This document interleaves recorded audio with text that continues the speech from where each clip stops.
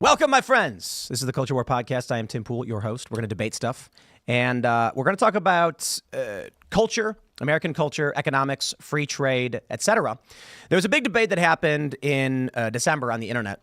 And people were talking about H1-B visas, whether we should be bringing people in to do these jobs that was marketed as high-skill labor. But then people started pulling up H1-B applications, finding that there were like casino dealers and servers and Panda Express employees that they were trying to get H1-B visas for. Now, these jobs are considered entry level, meaning if Americans need jobs, then we should be training Americans to do these jobs. So this debate got pretty intense. Vivek Ramaswamy and Elon Musk got a lot of flack for this.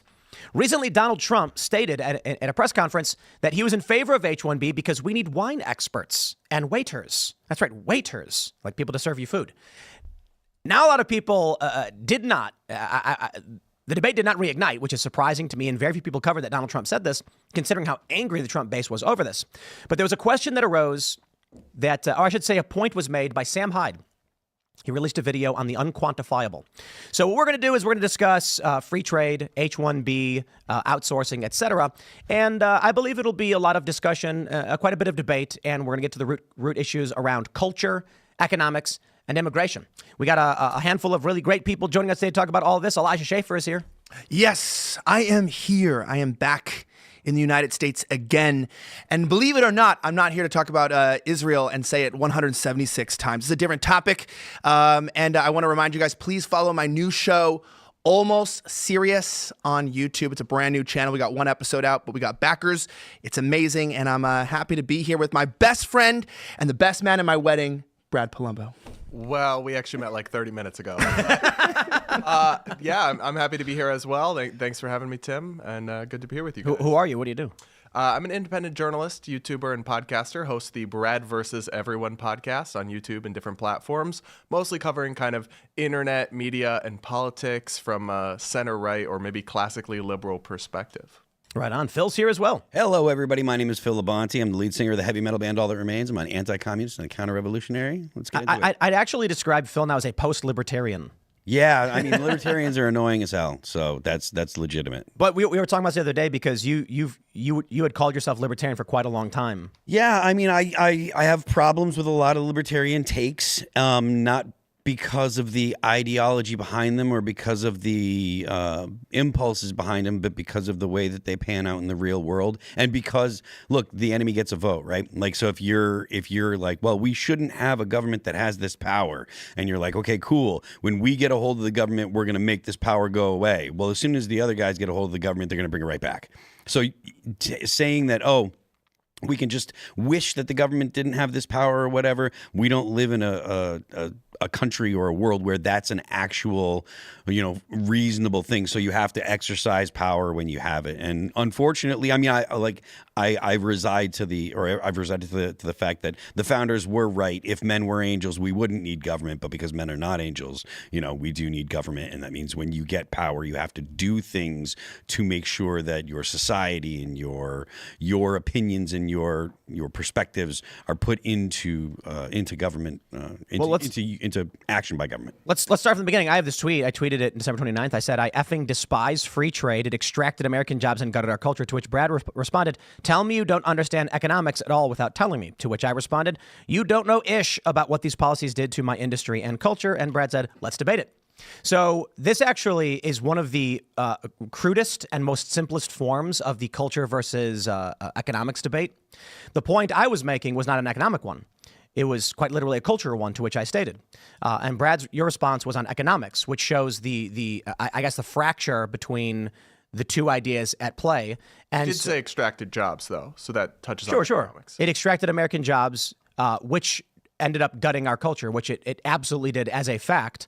And there are a few industries that have been particularly destroyed, completely eradicated. And this wiped out the culture of which I have dedicated and spent my whole life a part of, which is largely skateboarding. It is dead completely. It's thriving in Asia.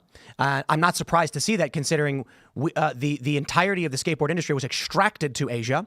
And some of the most prominent companies and biggest cultural hubs have now relocated to China and Japan instead of the United States. And it's because of free trade. And they started selling back our products to us that were originally made by Americans for dirt costs because it's made by slave labor. I get so absolutely angry about this. Yeah, it's evil, though, because to put any industry in Asia, the word skateboard is probably kind of hard for them to say, skateboard. So it's like kind of a mean thing, but also it's true. It's like the guy who named Lululemon. He named it. He literally said, "Why'd you name Lululemon?" He was racist, right? And he said because it's hard for Asians to say because they say Lululemon. I heard that. That's a true statement. That he did. He literally. He also said the clothes weren't for fat people. That's why it makes them thin. Because if you can see your skin through the pants in the shop, it's not for you. But I do think it's kind of weird that we'd give skateboarding out there because maybe it's just like my typical understanding. But I think of skateboarding as like an OC white guys, sort of mentality. I mean, we have a lot of black guys or whatever that do it now. But the Asian people, I've never seen really an Asian in Asia skateboarding. Is that even a thing? Oh, bro, the best skateboarders in the world now are Asians, and. You do kickflip now, like the parents, Call me when you're professional. Well, center of gravity. So that's all. I'll frame this in a way for anybody who doesn't know or care about skateboarding. Let's remove that and just say American sport, which was largely popular in Southern California and still was for a long time this mecca, as it were, of skateboarding. If you lived, like when I grew up, skateboarding has its ups and downs. It was big in like the 70s, then it kind of waned, then it came back a little bit in the 80s, then it waned, then it came back a little bit in the 90s.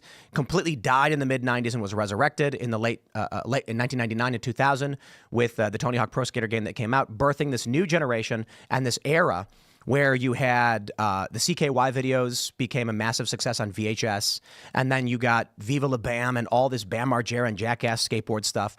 You had skateboarders who were millionaires. It was a multi-billion-dollar industry. And they made skateboards here, and there were skateboard shops.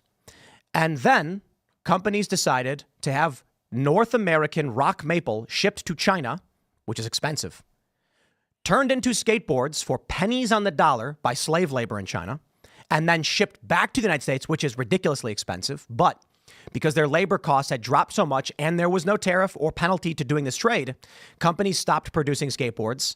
And even to this day, as we launched Boonies HQ and we sell skateboards, we were pitched by all of these manufacturers to buy from China instead of America. And I said, why would I invest in a foreign country's industry when I'm trying to bring skateboarding back to the United States? Skateboarding is dead. As an industry, has been completely ripped to shreds. Bro, some of these pros that used to be some of the biggest names in my generation, they're Uber drivers. One guy, famously now posting videos, working at Lowe's. These are professional athletes who previously had contracts with major companies, shoe deals, have been destroyed. And now what we're getting is, when you watch these skate contests, they're in Asia, they're in China. Why? Well, here's how it works. When skateboarding, let's just say American sport again, you don't worry about skateboarding. When they started making skateboards, this is like, I don't know, early 60s or whatever, there's this famous Life magazine of a woman, I forget her name, doing a handstand on these little oval-shaped boards. They had clay wheels. Shops started to appear, started to make these boards, and it's like one person, two people, and then they would do community events. They'd say, we need to market this product to our neighbors and to our community. So they would put up flyers and they'd tell everybody, hey, come down to the park. We're going to do this skateboard thing. And parents would be like, oh, wow, let's go check out whatever this thing is. Let's go. It's Sunday in the park. And there's this very famous Life magazine where in Central Park, they have all of these people. And there's a man wearing a suit with sunglasses and nobody knows who he is. The mysterious man. Never found him. And he's got his hands in his pockets and he's cruising down Lil Hill on a skateboard. When these kids were brought to these community events, because there was marketing and promotion being done, these kids picked up skateboarding and developed this culture. They showed their friends, they told their friends. When the shop started selling more skateboards to these promotional events, they hired more locals to start manufacturing skateboards.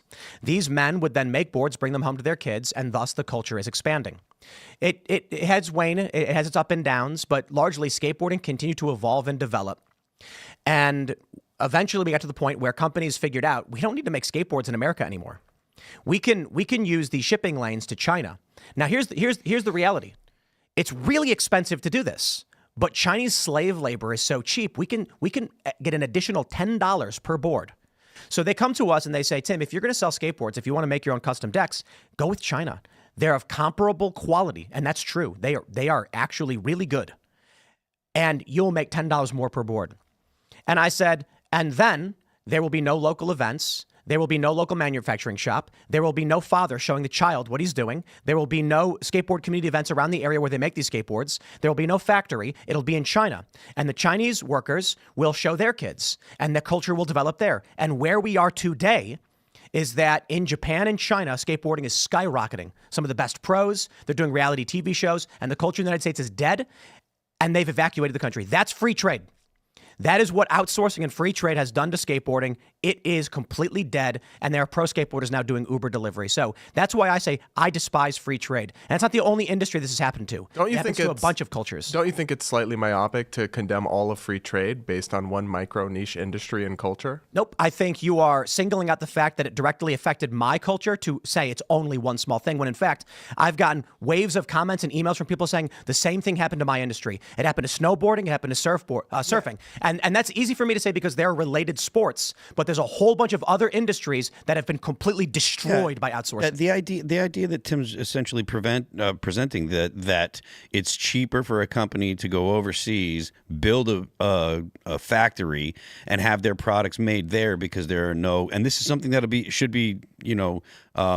should fall right in your wheelhouse. There are no labor laws. There's no minimum wage. There's no unions. It's cheaper for a company to build a plant in China where they can hire essentially slave labor or people for pennies as opposed to dollars and ship all the raw materials they need to China, have it built in China, and then ship it back. If that's something that's uncontroversial to talk about. That is absolutely something that's happened over the past 30, 40 years. It's not some secret. Everybody's kind of aware of it. And a big part of the reason why the United States is in the position that it's in with jobs and with not having good jobs for people is because the government here and unions and labor laws here and unions have made made producing things here super, super hard. Tim was talking just last night about the difficulties that he's facing with the state of West Virginia with hiring West people. Virginia. Well, honestly, I'm going to second that because I'm from California and I remember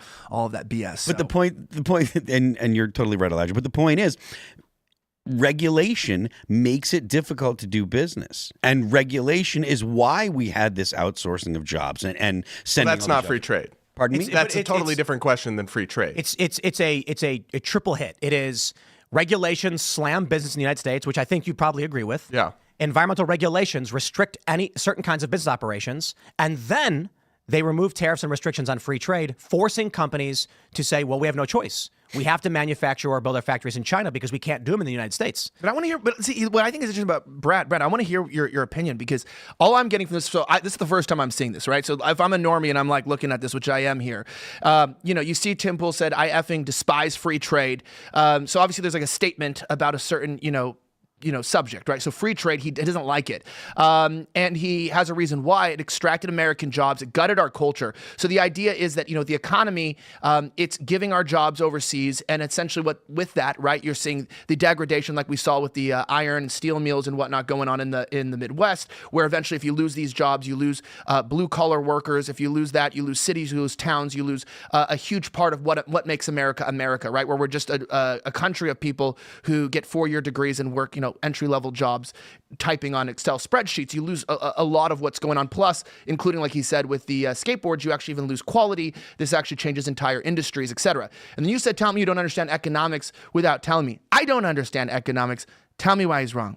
Well, because free trade has been one of the most profound forces for human development and poverty relief since 1980. If you look at the expansion of free trade globally, the drops in levels of absolute poverty have been astounding. Economists who study this view it as almost miraculous, the growth and decrease in human poverty and suffering we've seen, in part because of the expansion of global trade.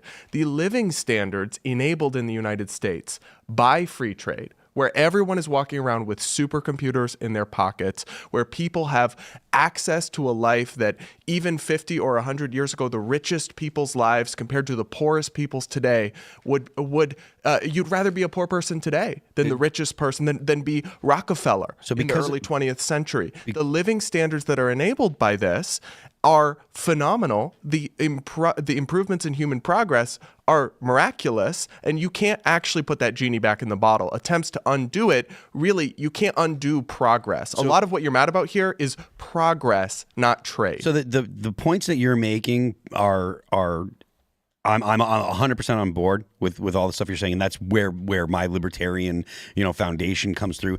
It is true that without that trade and markets lift people out of poverty. The reason why poverty is almost been totally wiped out globally, except for very, very few areas, is because of free trade and because of trade and markets and stuff. So, and the number of unnecessary deaths in a society goes down correspondingly with the wealth of that society. So like there's a meme that we talk about, like number go up so it's good, right? And chart go up or whatever. And that's a meme, and it's but there's also truth to it. Exactly. That there is a kernel of truth, and maybe even more than a kernel of truth, that rich societies do not have as much unnecessary death as poor societies, and they don't have as much unnecessary violence. They're always more peaceful. They're more collaborative societies. You end up with a better result when you're dealing with rich societies. And I'm sure that there are any number of ways that you can dissect these things, but the idea that having a rich society is not preferable to having a poorer society, that's just not right. Restrictions on trade make us poorer, and they block progress. So what it sounds to me like is the wealth of the United States in terms of our actual resources and our actual cultural development must be sacrificed to increase poverty in China. To decrease poverty in China. No, the living standards of the U.S. should not be compromised so that certain things can be made here more expensively and less efficiently rather than be made overseas. Less efficiently? Yeah, that's a cultural less problem. efficiently. I have That's something a to cultural say. problem. By the way, I'm glad we're talking about this because an ancient historian and also a philosopher named Jaden Smith once said, while all my friends are around, just talking about whatever, we're here to talk about the economic and political state of the world, right? That is a very, very serious thing. Thank you, Jaden Smith, for always reminding us to keep focus on what's very serious. He's my hero, and he's one of the best influencers in the world. But the Smith family aside, look, I call this the Walmart dilemma, and I'm going to explain to you why I actually agree with the fact that free trade, as he would call it, or unrestricted free trade, is diabolical. So I went to go buy a PlayStation 5. Yes, I'm a dad of 2 kids. Yes, I don't have a lot of time to play it, but I wanted to try it because I needed to play GTA 5 and shoot some cops in the video game. That's apparently what Elon Musk thinks I bought it for. But I wanted to have a little bit of fun. I wanted to feel like what it was like. African-American free culture. It was cool. I like it. It's fun. And so I went to go buy one, and I looked, and there's only a few places I could get one in a very densely populated region like Boca Raton. This is right between Miami and West Palm. There's 3 places that I could physically get one. It was Walmart, Target, and GameStop. These are large corporations, right? There's no mom and pop shops. There's no video game stores selling PlayStations. This is a commodity that people want, and it's only there. Now, if I want to go online, the same thing. It was Walmart, it was Amazon, or it was these foreign sites that you could get, which were also large corporations. And you could have it delivered the next day to your place. Well, yes, wait. So this is great, right? So look, I'm not complaining about the access to this. So I go to Walmart, which I try not to do. I brought my gun with me whenever I go into that place, allegedly. Because they have those signs on the door, so I wouldn't do it. But I go to walk in, I walk in the back, and I asked the guy for a PlayStation 5. He says, here you go, and it says $374 on it. It's got a sticker that says $374. It's a great deal. We go up to the counter, and he hasn't really said a word, and he checks me out, checks out the PlayStation. He wasn't into me. Haitian immigrants, apparently I'm not their type. So he checks out the PlayStation. I like to think, right? I'm beautiful to a Haitian boat guy. But he checks it out, and it's like $484. It's literally $110 more expensive. And I stand there and I go, okay, dude, hey, this is the wrong price. And he's like, huh? And I'm like, the price on here is $110 less than what you have. And I'm going to go somewhere with this. Listen. And he's looking at me so confused. And I'm like, the price on the device is cheaper than the price you're charging me. Something's wrong. And he goes to the website, go check the website, and it's the correct price on the website. It's $374. And he's like, I don't know what to do. And I was like, call a manager, do something. The manager goes, we can't do this. Also a Haitian, woman or whatever. We can't do this. And I'm looking at him and I'm going, I go, look, man, pull something up. I want to see your guys' policy. We have economic policies here where you gotta offer me this at the payment price.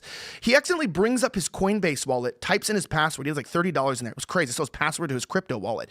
Brings it up, and I looked at him and I go, why the hell am I even trying to argue with this Haitian guy about a price on a sticker? This guy is trying to bring up a website and brought up his Coinbase wallet, gave me his password. This guy's got an IQ, not because he's Haitian, but he's got an IQ probably like 70. And I was thinking, I looked around for a second and I go, you know what? It is like 10:30 at night. The fact that it is crazy that I can get a PlayStation 5 at 10:30 at night on demand in the middle of life is quite a great benefit. But on the other hand, I look, things are falling apart in the store, and I go, you know what? This place sucks.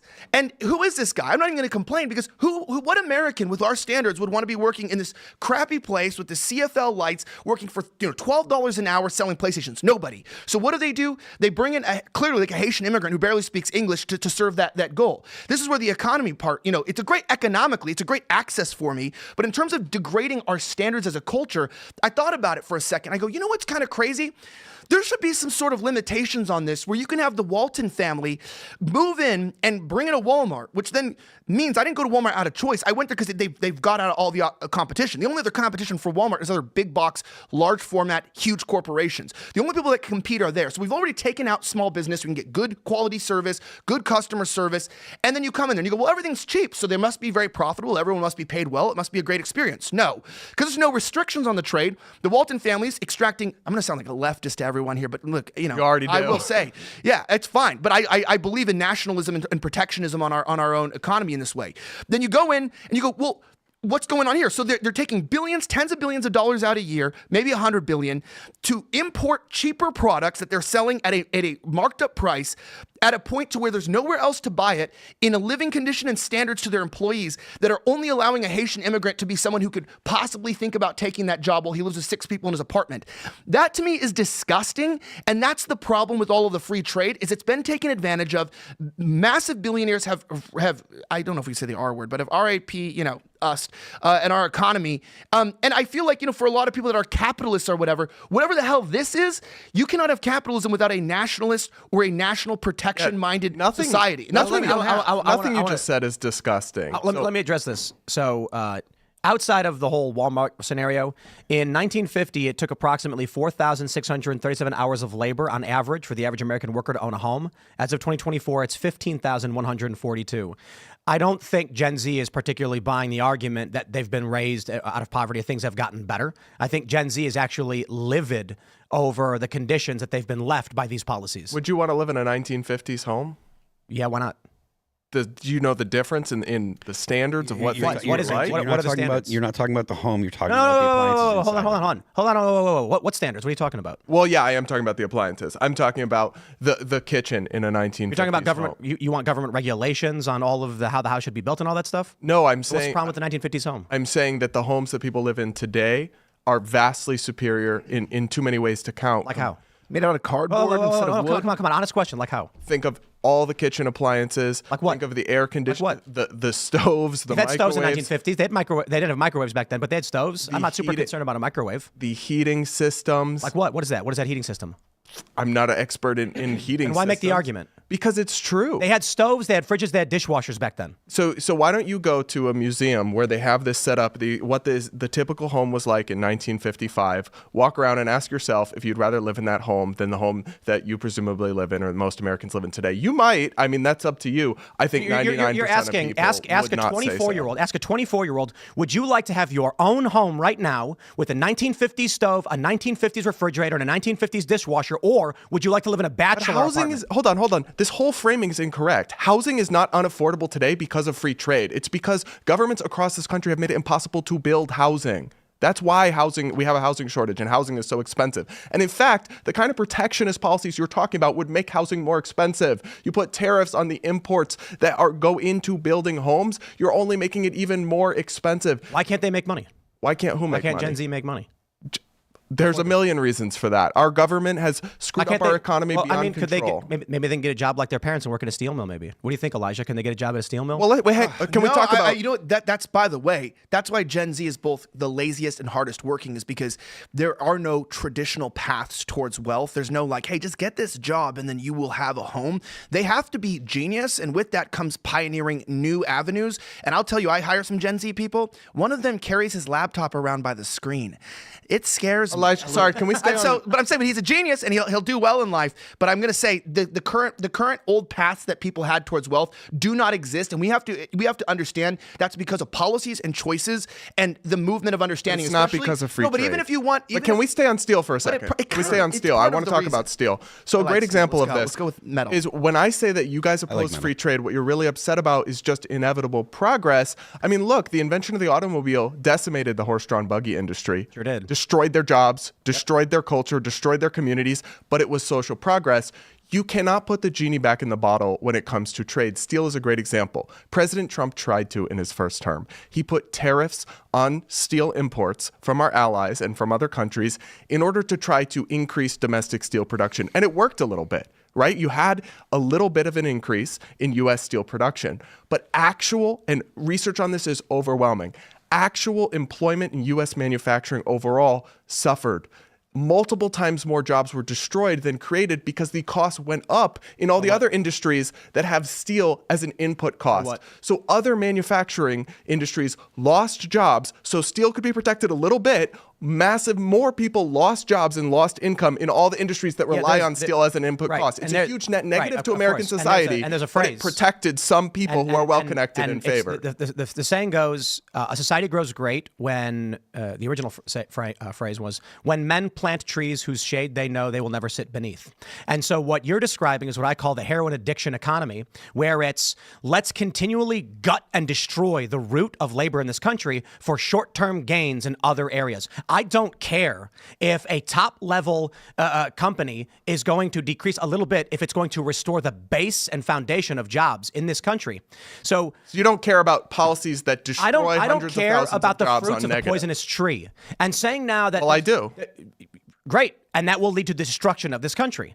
So we ask ourselves why it is that young people can't find jobs. They're suffering. And it's because there used to be entry-level jobs that could help you afford to live and work in a certain place. But there's even beyond the quantifiable. Because you say, like, this is progress. It's progress. Let's talk about the progress. Let's talk about the outsourcing of car manufacturing to Mexico, to Indonesia, and to China. And Donald Trump put a stop to that in his first term. And he said, famously, as Michael Moore pointed out, he went to the executives and said, I will put a 30% tariff on all of your cars and no one will ever buy them again. And what happened? A multi-billion-dollar reinvestment in Michigan. And then Joe Biden got back in. And what happened? They left again. And the jobs were gutted. Michigan Did Biden roll back Trump's tariffs? Some of them. Most of them he kept in place. Indeed. Most of them he kept in place. And when the policies were reversed, or I should say the administration's enforcement of these policies especially, we saw those investments lost. So Michigan is collapsing. There's so much more to this big picture. First of all, I really think we're getting too much trapped into the graph go up argument, which is the stupidest argument imaginable. It is good that on average people can buy more sticks of bubble gum and there's no more baseball at the park. There's no more apple pie and there's no more Christmas. That's insane. That's such a caricature of economic progress. No, but the GDP people issue who sorry, for 1 second. To the people who have struggled to afford everything over the last couple of years, and for people on your side of the political spectrum have railed against that and how unaffordable life has been, you are now coming on and championing policies that would make things go up, and then dismissing the cost of living going up as, oh, bubblegum more expensive, graph go down. No, actually, for people who don't have, comfortable media jobs, like I think most of us do, it's actually a big deal when things get more expensive. When the price they pay at the store goes up. When the price at Walmart for the clothes they dress their kids. I grew up in Massachusetts and Rhode Island. And where? The point... Greater Boston, and then Greater Providence before that. And the principal issue at play is these short-term economic gains are destroying community and culture in this country, and it's resulting in, sure, maybe you can buy a PlayStation at 10 p.m. in a Walmart, but 10 years from now, people are going to be substantially worse off in many ways. Right. We're going to have lazy, gluttonous, dejected Gen Alpha, and we're already seeing this with the generations as you further progress, as it were. There's no unity. Kids don't go outside anymore.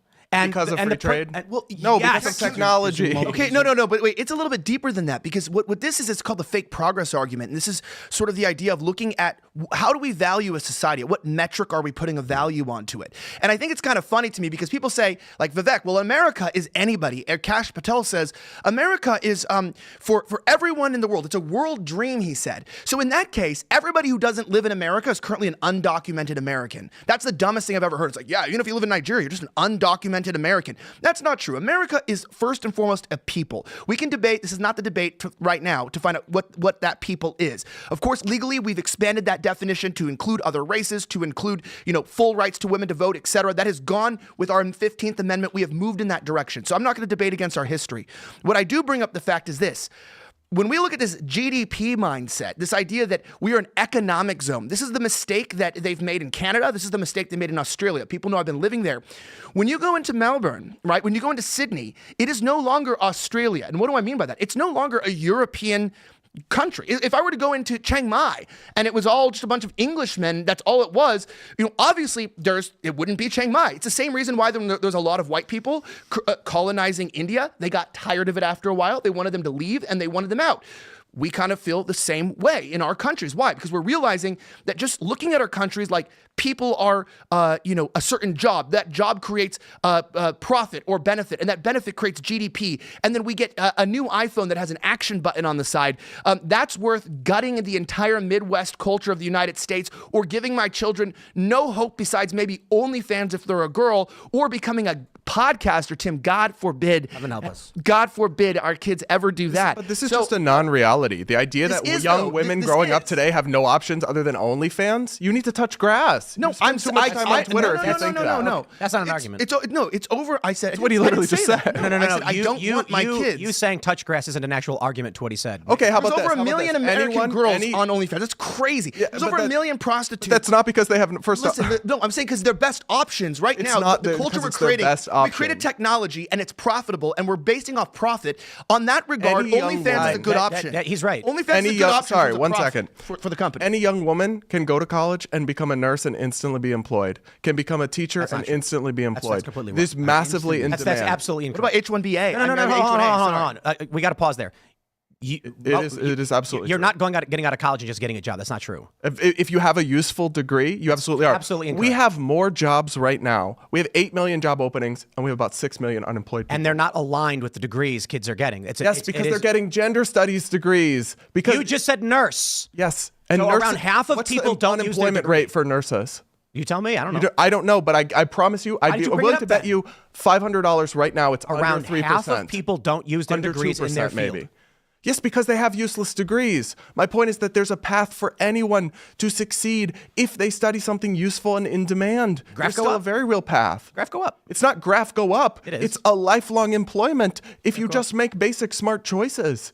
So let's talk about like I just say the opposite of that. It's like I'm a credentialed science teacher. I also have I was in grad school. I have a background in genetic engineering, molecular biology, and I had my actual researcher. Like this is why culture matters. And I don't care. This is how I got into politics, by the way, because people say, oh, this is BS or whatever. It's like, no, I was never in politics. I don't have a degree in this. This is not what was happening. It was the fact that two things. One, when I was doing research and we were doing actual, we were studying limb regeneration, epigenetics, and we were trying to, regrow limbs onto axolotls. Essentially, what was happening there is my research lead, my PI, told me that my race was declining. He regretted hiring white men, and he wasn't going to go in that direction. And then he ended up blackballing me because we had a political disagreement. This was during the beginning of the Trump era, which is very common for people. I ended up getting blackballed where one employer told me, look, your resume is fine, but the guy told me that he didn't have an example. He's like, your character, you don't want this guy on your team. And I told them it was political, and they're like, yeah, but in the end, I do believe you. The girl told me because she was a Trump supporter. This is in LA at the time. So I go to become a high school teacher. I get a credential. I fast track through an inner city program, and then I'm the only white guy hired because I've I have credentials. No offense to teachers, but to be like a bachelor's, high school teacher at the time, they had us split into groups, right? Where, you'd be in the oppressor or the oppressed. This is very early woke stuff. And that's how I ended up going on to the radio ended up talking, about how I was upset about this, ended up going into politics. I was so mad about this anti-white woke stuff. So meaning when you say like there are options, it's like I'm an example of the fact that, look, I have the training, I have the pedigree, I graduated summa cum laude, I literally was in every club, I was accepted into grad schools, full ride scholarships. I even got originally a full ride scholarship to UC Irvine. I'm not an idiot, and I am nothing restricting me. I have no criminal history. I have nothing on my record or anything like that. But I couldn't get a job in my field because the culture was skewed. And I know that woke politics is not what we're talking about here. But I'm not saying that. I'm saying it's I woke up to going, yeah, your credential and your pedigree can easily become completely depleted or not even worth anything if what the cultural mindset and values that are at play are not aligned with what we want. And the reason why I say that is right now, I was trying to reference Australia. Australia is a good example that we can look at if what you're saying is true, because Australia has less people than live in California, less people than live in Florida in an entire country, the landmass of the United States. It's a pretty good example. With some of the most advanced cities in the world, it is a global player, and it's also part of the Five Eyes, right, of military intelligence. This is not a minor country. This is a serious player with multi-trillion-dollar GDP. Australia right now has taken the mindset that they are a global country, that they are an economic zone, that anybody can come. They've made a deal with Modi to bring in up to 1 million more Indians per year. They have a deal with China to bring in China if they have a certain amount of wealth in their bank. And what you're having right now is the most explosive, denigrating destruction of a country we will see in terms of, it is, besides Hong Kong, the second highest housing market in the country, because you're bringing in people that are artificially inflating the home prices. But you also have the socialist government, like you said, which I'll agree, that's restricting home building, to prevent environmental destruction. So you have this skewed difference. So right now, I think it's like 8 to 10 times the average yearly salary is like an entry-level home. I might be wrong, maybe 6, but 8 to 10 times last time I read of entry-level salary with a 4-year degree just to be able to get an entry-level 2-bedroom, 1-bathroom house there. They live in smaller homes.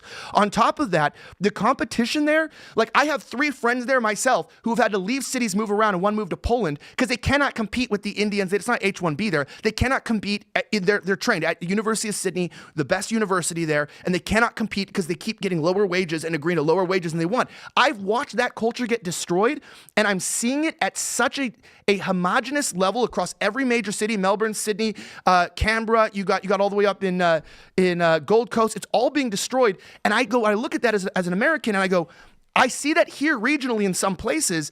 I just don't want that for the whole country. And I know I'm not retarded. Sorry, I probably should say on YouTube. I know I'm not the R word because. It looks like the whole country, or at least half the country's seeing what I'm seeing. So it just feels like it feels like I'm talking to a woke person, because that's fine. All I'm hearing is my experience, my truth, my anecdotal evidence. About the overarching trends but everything of you the just entire talked about. nation. For example, it's not my experience. That's the actual. It's the vibes you've observed. Country. Immigration doesn't lower wages. This stuff is like this is a documented This is phenomenon. the Liberal versus Conservative Party. This is their current debate. I spoke at CPAC Australia. This is being debated in their parliament. Like, this is not my experience. This is that's what you have Paul Revere or whatever. You have Justin Trudeau. This is what's happening in Canada too. This is not my experience. These are countries are split on this issue. I was living there. I'm saying I follow the politics. I'm involved. I have family in the political system, in the intelligence community. This is the actual issue going on. This is not immigration. I didn't read this in a book. Immigration does not lower wages, except for one subgroup of Americans. Immigration leads to an increase in jobs for domestic-born Americans, an increase in wages for domestic-born Americans, because it's not just an increase in labor. So just give me a moment. It's not just an increase in the supply of labor, because if all that changed, and this is kind of the talking point, was, oh, well, now we have more people competing for the jobs, of course then wages would go down. But also the demand for all the other goods and services around them in the community also goes up. The total productive capacity of the nation and the economy goes up when you have more people who can work and produce. And what that means is higher wages and more jobs. There's so much research into this. For every immigrant that comes in and fills a job.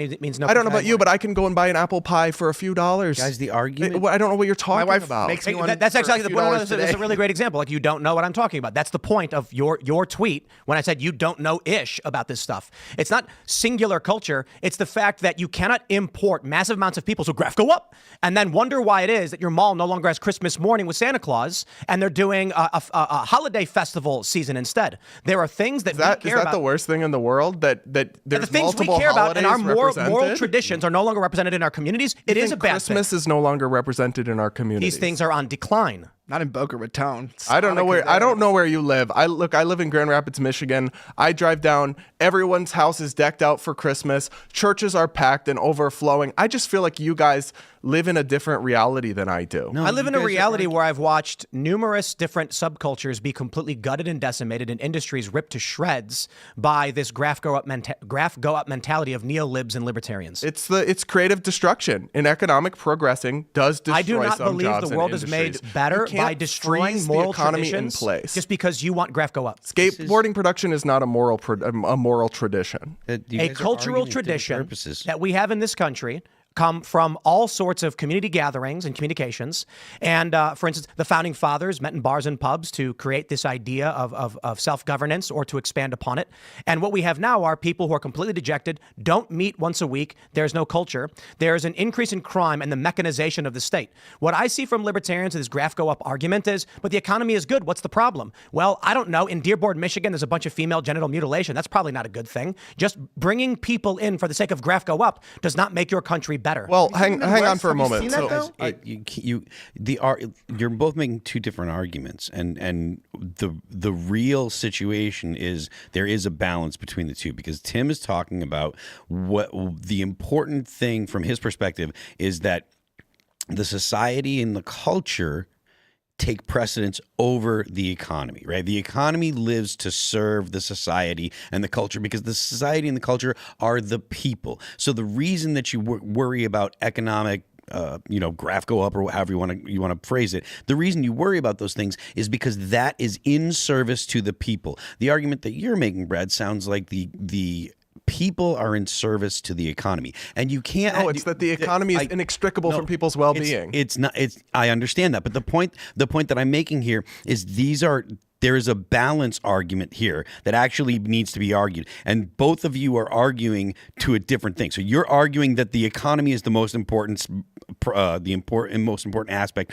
And when voters go to the polls, hold on. I understand that, but Tim is arguing that part of the reason why we see a decline in overall feelings of satisfaction in life, why we see people that have a higher rate of depression in our society, why we see all these negative results in people's lives, is because we're focusing only on things like economic prosperity, and we're not focusing on having more kids, which is another symptom of the problem that Tim is addressing. Yeah, you're not addressing the problem that Tim is, and Tim is.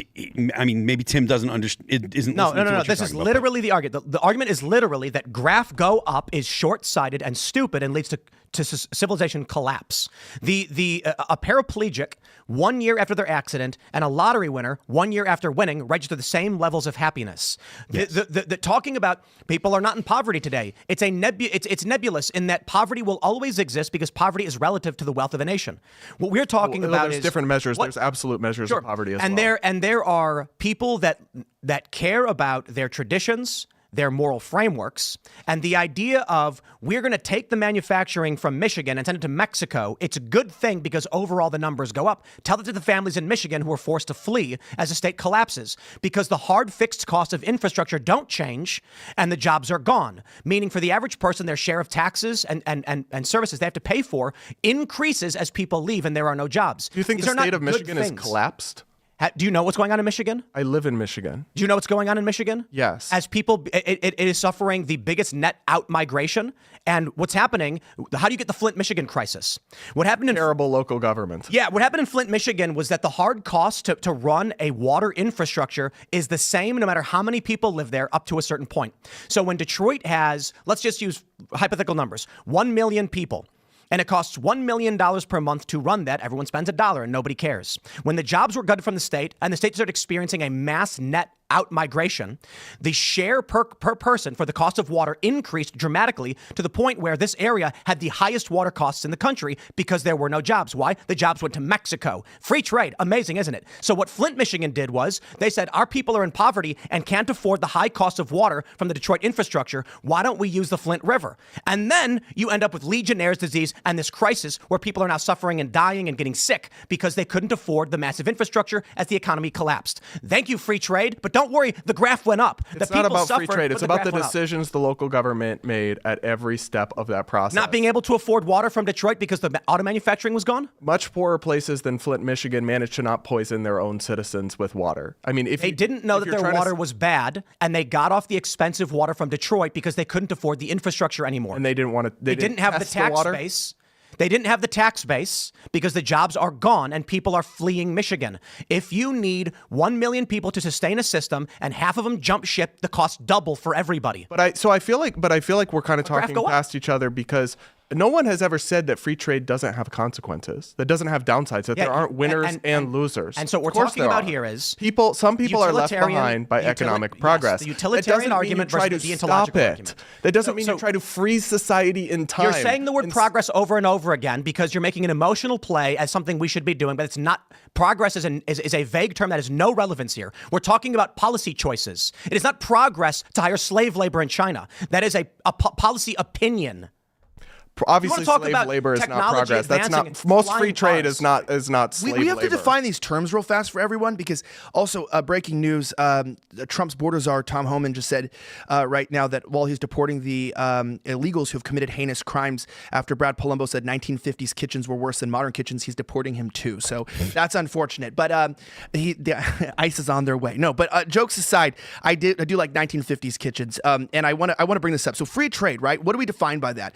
I think what we're in an era where a lot of terms were defined to meet a culture where it was at, and now they've been abused. A good example, I want to juxtapose this. We're talking about immigration with birthright citizenship, right? We know Trump created this block on birthright citizenship, and people start accusing him as being racist. This idea that if you are both illegal parents and you come to this country and you have a kid on this solid ground in our borders, that your child can now be an American citizen. He's like, that's. But wait, there's more. The executive order also says if you are a temporary visitor of legal status, you are still not being granted birthright citizenship. Correct. And I look at that, and people might not understand this. I said I'd explain this on the show. Someone asked me if I would. I had my child in Australia. I'm an American citizen. It was extremely hard to get my child American citizenship. People don't know that, actually. If you have your child overseas, it's not easy to get them over. It was like a 3-month process, multiple thousands of dollars. It was very, very difficult. Not only that, my wife is a green card permanent resident, and to get her over 7 months pregnant with our second child and not get those C-19 jabbies was also an incredibly difficult thing. Just getting a legal resident back in the country was hard. But also, I saw this process where, even as a citizen, just to get my kid's citizenship in America while I was overseas was so complex and so hard. I go, why is it that I'm an American citizen and it's harder for me to get my kid's citizenship than it is for an illegal domestically to get their kid's citizenship? Why are they getting easier access to citizenship for their children than I have to mine around the world? Everything should be easier. At least we should be consistent. It should be easier for you to get for your child. Yes. Correct. But I'm saying it's funny because what they said constantly in the interviews at the USCIS was this.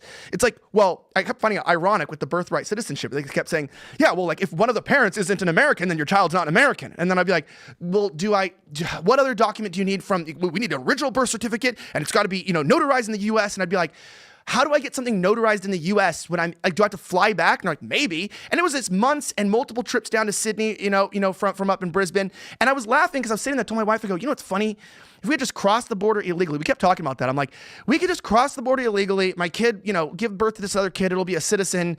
Our kid won't get deported. He'll be a dreamer. You won't have to get those double jabs while pregnant. And I didn't really do anything illegal because the last time I crossed a border illegally was on January 6, 2021. And guess what? We're still fine. So, so it's interesting though that. But I meant that. But I just want to end on this, saying obviously the point is we are having discussions today of what does birthright citizenship mean, and was it really designed to have this abuse where you have an open border and people can just anchor baby? Right. But same with free trade. It's what is free trade? So if me and Tim have Pokemon cards and we're both friends and I know we have a high trust, society between us, and I have my cards out and he's not going to steal my holographic Charizard. He's been looking at it. He wants it, but he's not going to steal it because he's an upstanding gentleman and he has at least $40 or more in his bank account. So that being said, we decide, hey, I'm going to close my eyes. You pick a card. I'll close my eyes. I'll pick a card on yours. It'll be random. And then we can't stop the trade. That's like free trade. It's blind. There's open for corruption, but it works because we trust each other. We know each other. We both, are he's in way higher income bracket than me, but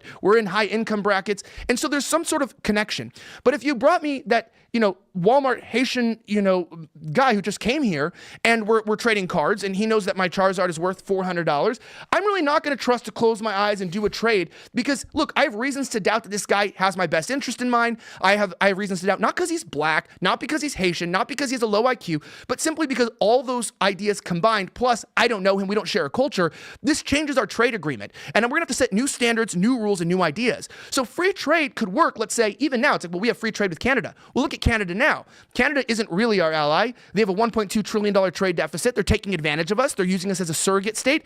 We can't really have free trade with Canada. Well, we have to pull them back. Having a trade deficit with them doesn't mean they're taking advantage of us. Oh, they're taking advantage of us. I have a trade deficit with my grocery store. They're not taking advantage of me. No. That is a buying and selling. That is a transaction. They're not, their government itself is putting it up so that they are keeping their domestic production at their priority while then making sure that they're able to sell a lot of their exports to us while Which not benefits us enormously. No, some, but not all. I'm saying this idea of free trade, we are being abused in the United States, hands down, okay? Hands down. We are being, again, the R word. How does it benefit us? That's what I want to know. Why does it benefit having a $1.2 trillion trade deficit with Canada, considering the fact their economy is only a few $1 trillion? Like they're getting like 20-30% of their entire, revenue. How does this trade with Canada benefit us?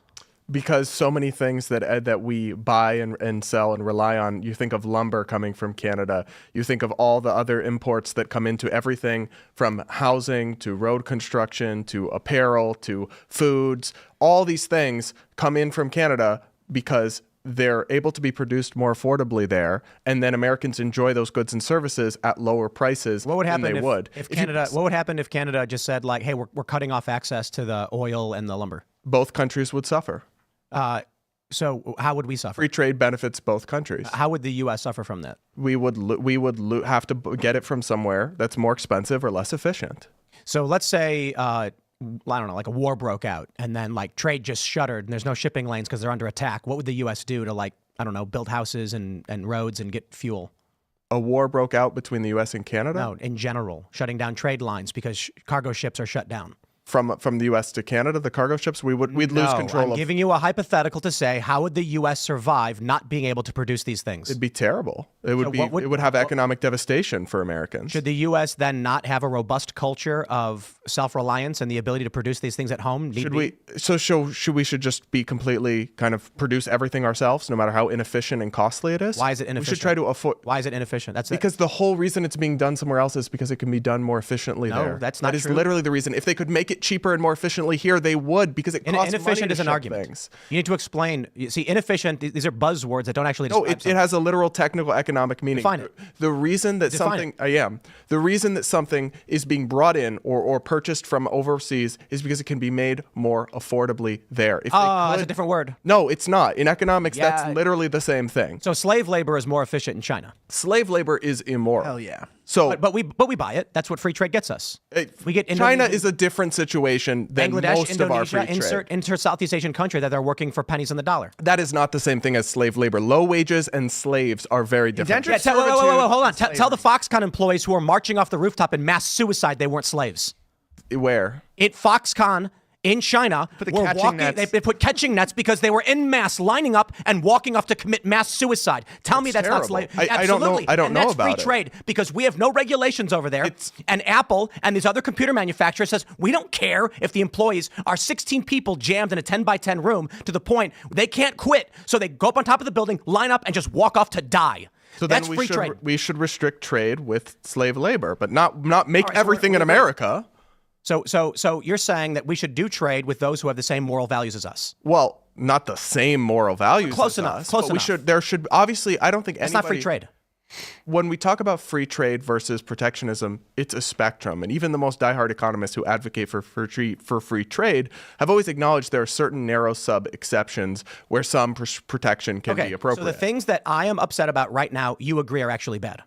Well, I don't think I agree about the scope of some of the things you're saying. No, Like people in or China that free working trade is for- all bad. Obviously, I think See, slave labor is bad. You think it is yes. efficient that Many things can be made elsewhere in the world much believe more efficiently than in America. It is yes. efficient to have a low-skilled, low-wage worker in a foreign country do the job instead of an American. Yes. And so what happens in 10 years when the industry no longer exists in America? You don't need it. Not every industry has to exist in America. So what happened during COVID when we didn't have vitamin C or PPE? Well, that's the problem with allowing global supply chains to be shut down. Governments across the world shut down supply chains and economies. That was the that problem. will happen. It shouldn't happen. But what about we live in a world. Sometimes you got to lock your door. So let me ask you. Let me ask you. Sometimes you can't go to the grocery store. Why? Should we have emergency food at our houses? The answer is yes, because sometimes there's a road impasse. Yes, and that's why there are. Give the plug. I don't know. You have a. We rarely do. It's like sometimes you need it, and you can get it now. Promo code TeamPool. I have ask some, you by the way. something? I do have some. He does make a point. All I wanted to say real fast with a free trade, I kind of want to know something from you. You're about to explain something, but I feel like, again, what I was saying about redefining terms is, I think regardless of what free trade has been defined as, I would like to know something from you directly. I want to know Tim, and I want to know Phil too, right? So when we're talking about free trade, I do think that this is a very, very important topic, because this does fuel a lot of the other sub-arguments from the H1-B, H1As, right? Whether you're talking about the medical field or other high-skilled with the B. This does talk about student visas, the idea of bringing in potentially new engineers and people who are pedigreed into your economy. This does talk about, temporary field workers and Donald Trump. Who will clean your toilet, Donald Trump, if the Mexicans aren't here? Exactly. You never answered that one, buddy. I think this does answer a lot of questions on to what extent do we allow trade to be free in terms of unrestricted, and is free trade, how important is that to the ethos of our nation, right? How important is having a big economy? Well, that's what I want to know, because I think it would matter, right? Because to some people, it's like you would rather be like Switzerland with a smaller economy, smaller military, more internalized, more nativist protection, keep your culture, everybody's armed, and you want to keep the homogeneity of your ethnic, native population. So that's more I important. don't care at all about the homogeneity of our ethnic population. Well, I wouldn't expect that you would, but I'm saying, obviously Switzerland does, which is why they don't even, haven't even particularly got involved in the other wars. They've decided to hold the money and take a different strategy than having a large army. They're also impenetrable, unlike most girls in 2025. But the thing is that Switzerland is where it's at. So this is taking the U.S.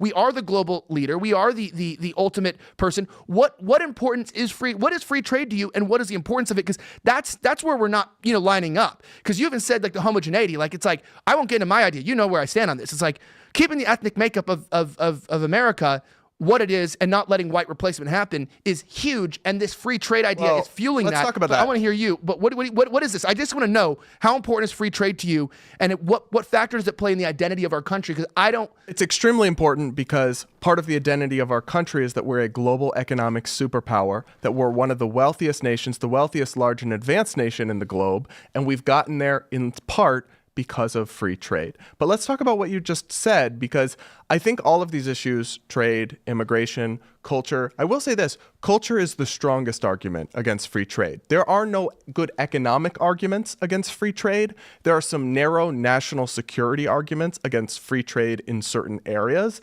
And then there is a cultural problem when it comes to free immigration. I'm sorry, more so than free trade.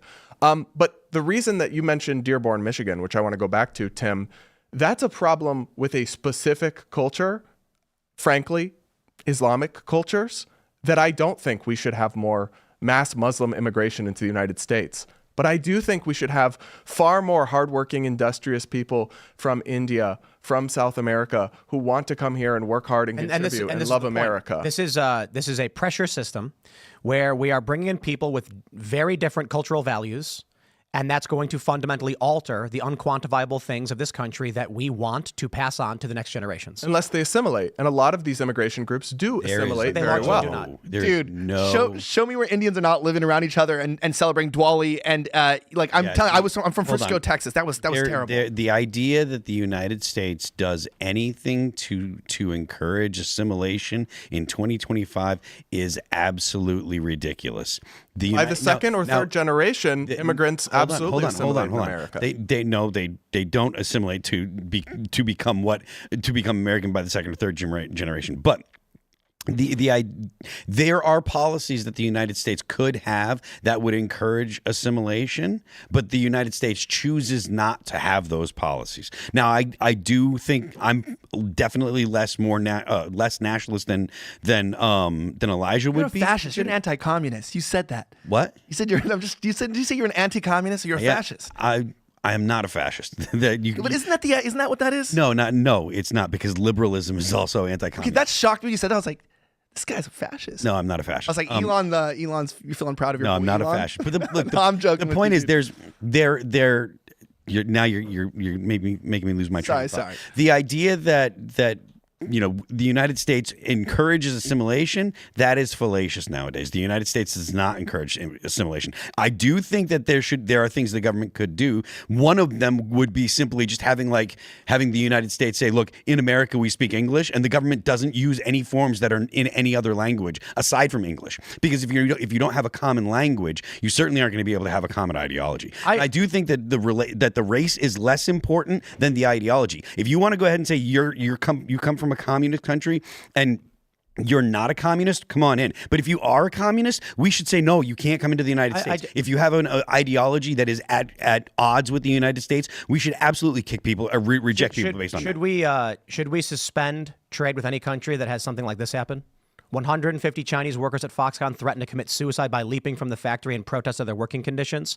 Foxconn installs anti-jumping nets. Here's a photo of the anti-suicide nets. Is this okay and for free trade? I mean, graph go up? I remember this happened. Hang on. Let me answer this question. So you just showed one terrible story from a country with billions of people and asked me if we should shut down trade with a whole country based on one anecdotal story from 2010 about one company in horrific conditions. By that logic, Sorry. No.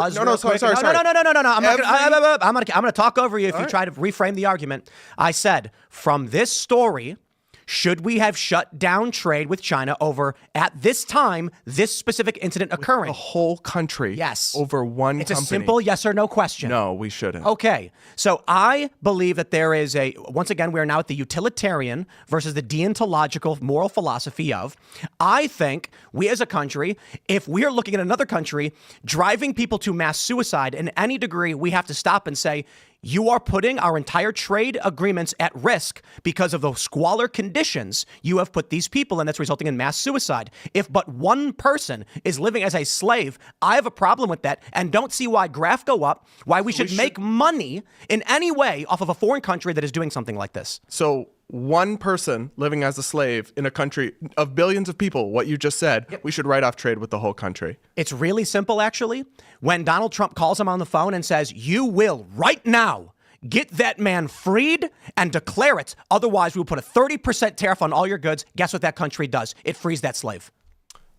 You are saying you accept a certain degree of mass suicide so that your graph go up. That is not what I'm saying. So you think we should maybe we trade should with sanction trade with Foxconn. Maybe we should restrict trade in that industry. Maybe that specific region of China you suspend.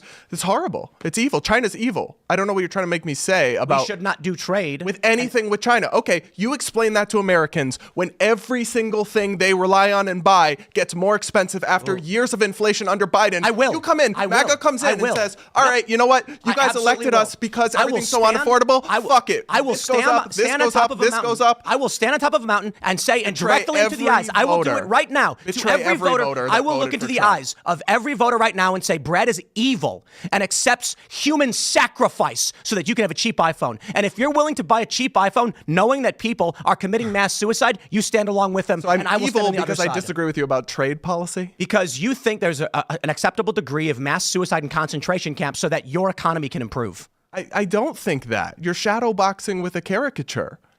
Should we threaten to sever trade with China over the Uyghur concentration camps, the forced abortions of the Uyghur Muslim Chinese? Or should we just say, well, we're doing business with them? The world is a terrible place. If we were going to cut off trade with every country that's violating human rights in different ways, we couldn't trade with many countries, and most countries couldn't trade with us. That's right. So if they want the American dream, and if they want our business, they better stop raping Uyghur Muslim women and then force them to get abortions. You think the whole world's going to conform to an upstanding moral citizenship that maybe we not put on them? I don't know what I can see clearly that you have no moral standards. I do have moral standards. Yeah, that a certain amount of rape of Uyghur Muslims and forced abortion is acceptable so that our economy can trade. No, I don't think that's acceptable. And why aren't we putting pressure on China to stop it? Are we going to put pressure on every country that does something wrong? Does China do business with us? Cut off our economy. Does China buy from us? We also buy from them. Does China buy from us, yes or no? Yes. And so they need things from us, right? And so we have leverage in a negotiation to say, stop. They are raping Uyghur Muslim women in China and then forcing them to get abortions.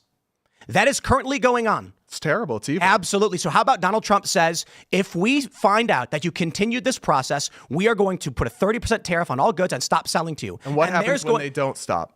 Then we shut down trade We because make Americans impoverished to you know what? protest their morality. You know what? You're right. I guess it's okay that they're being raped because some people get cheap goods. Honestly, if I didn't get an action button on my new iPhone 16, I might have actually died. So you make a good point. That's my level of poverty would have increased. Now, what we're getting, by the way, is we're getting a super cheapening of our culture. And I think what matters to me the most, which might be the greatest point of contention here, is that when you said about free trade, about how important it is, to me, free trade is one of the least of our value sets. The core identity is, why are we trading in the first place? We're trading in the first place to guarantee the success of our current lives, our offspring, and future generations. We are to build a strong nation state, right? Right now, we are operating in the West like we are on Tatooine in America. The world is just a bunch of planets, and everyone has a trading outpost, and you go there, and there's aliens of all shapes and sizes, and somehow there's some shadow government, with the stormtroopers and the Empire sort of managing it all. In reality, that's not how things work. That is, our founding fathers created this country to be a European nation that was free from tyranny, that was free from totalitarian overreach from the crown, that they would have representation, and that it would, like from the days, they said, of Moses, the days of Noah, this would be like a rebirth, and a new nation would form, and a new people of European descent. Over time, legally, again, my personal opinions aside, after wars were fought, like in 1870, people came together and said, maybe seeing, black people as 3/5 of value, may align with the founding fathers, but we're going to redefine that. We're going to give them, their ability to vote and to have full legal citizenship. Hold on. The South argued it would be really bad for their economy if they stopped slavery. This is what I'm trying to say. Is that a lot of this stuff was an economic battle to begin with? That's exactly where I was going. Was that there was an economic? That's actually not true. Slavery hurt the American economy. There was an economic battle here. Look, there was an economic battle here, and at some point, whether you're in the comments and you're a racist and you hate that slavery ended, or you're a radical progressive and that's your favorite time in history, I don't care where you fall on the political spectrum. The point was, there was an economic disagreement, and that economic disagreement in some ways was about the identity of specific regions. That did spark a war. I'm not going down Civil War history, chat. We're not doing this. I'm just saying this did. And then there was a redefinition of what?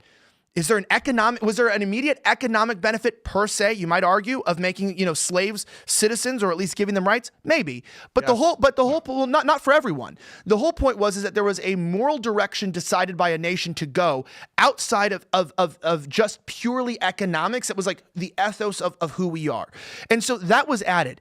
That being said, the original founders' principles of what they wanted this country to be didn't change. And I think people don't realize that just because, like, for instance, if I became a Roman citizen, which even Paul in the Bible, I believe he did, he became a citizen, he doesn't become Latin. He doesn't become what we'd call modern day Italian. He doesn't become a Roman. He's still a Jew, right? And that's what he says. Like, I'm a citizen, but at the same time, I'm still a Jew like you, but I also am a citizen. Our country, from the original founding of being a European colony, having this ethos, securing our offspring, creating this free state, realized along the way, or at least came together and decided they got some things wrong about the value of other races, human life, and things in our country. And we've grafted people in legally, like right there, 1870. Fast forward this, and we realize, you know what? Actually, besides our benevolence, I always said that, I guess you use the R word, so I will too. The greatest threat against right now Protestant Christian Americanism is that people have raped our benevolence. Is that, people went, okay, well, we shouldn't be treating black people like they're not human. We should give them citizenship, and we'll even fight to make sure they have rights. And at the same time in this, people are like, okay, so that means illegals can come over at open border and have anchor babies. We got to a point now where it's so corrupt and so distrusted that we're losing our identity of who we are, okay? We haven't even dealt with the racial tensions between whites and black people substantially in a way that's even made progress, okay? A lot of black people I know hate white people. A lot of white people do not really like black people, and they have their reasons. We have like systemic issues in our nation that need to be solved. And now we're importing Indians, and Vivek is supposed to be the example when he's so out of touch with our culture and what we are and what we want. Not only that, but he scammed his entire base with his pump and dump pharma scam. I mean, Indians and scammers, I'm not going to make a comment there. But look, this guy doesn't get it. Doesn't mean all Indians don't get it. I know many Indians who do.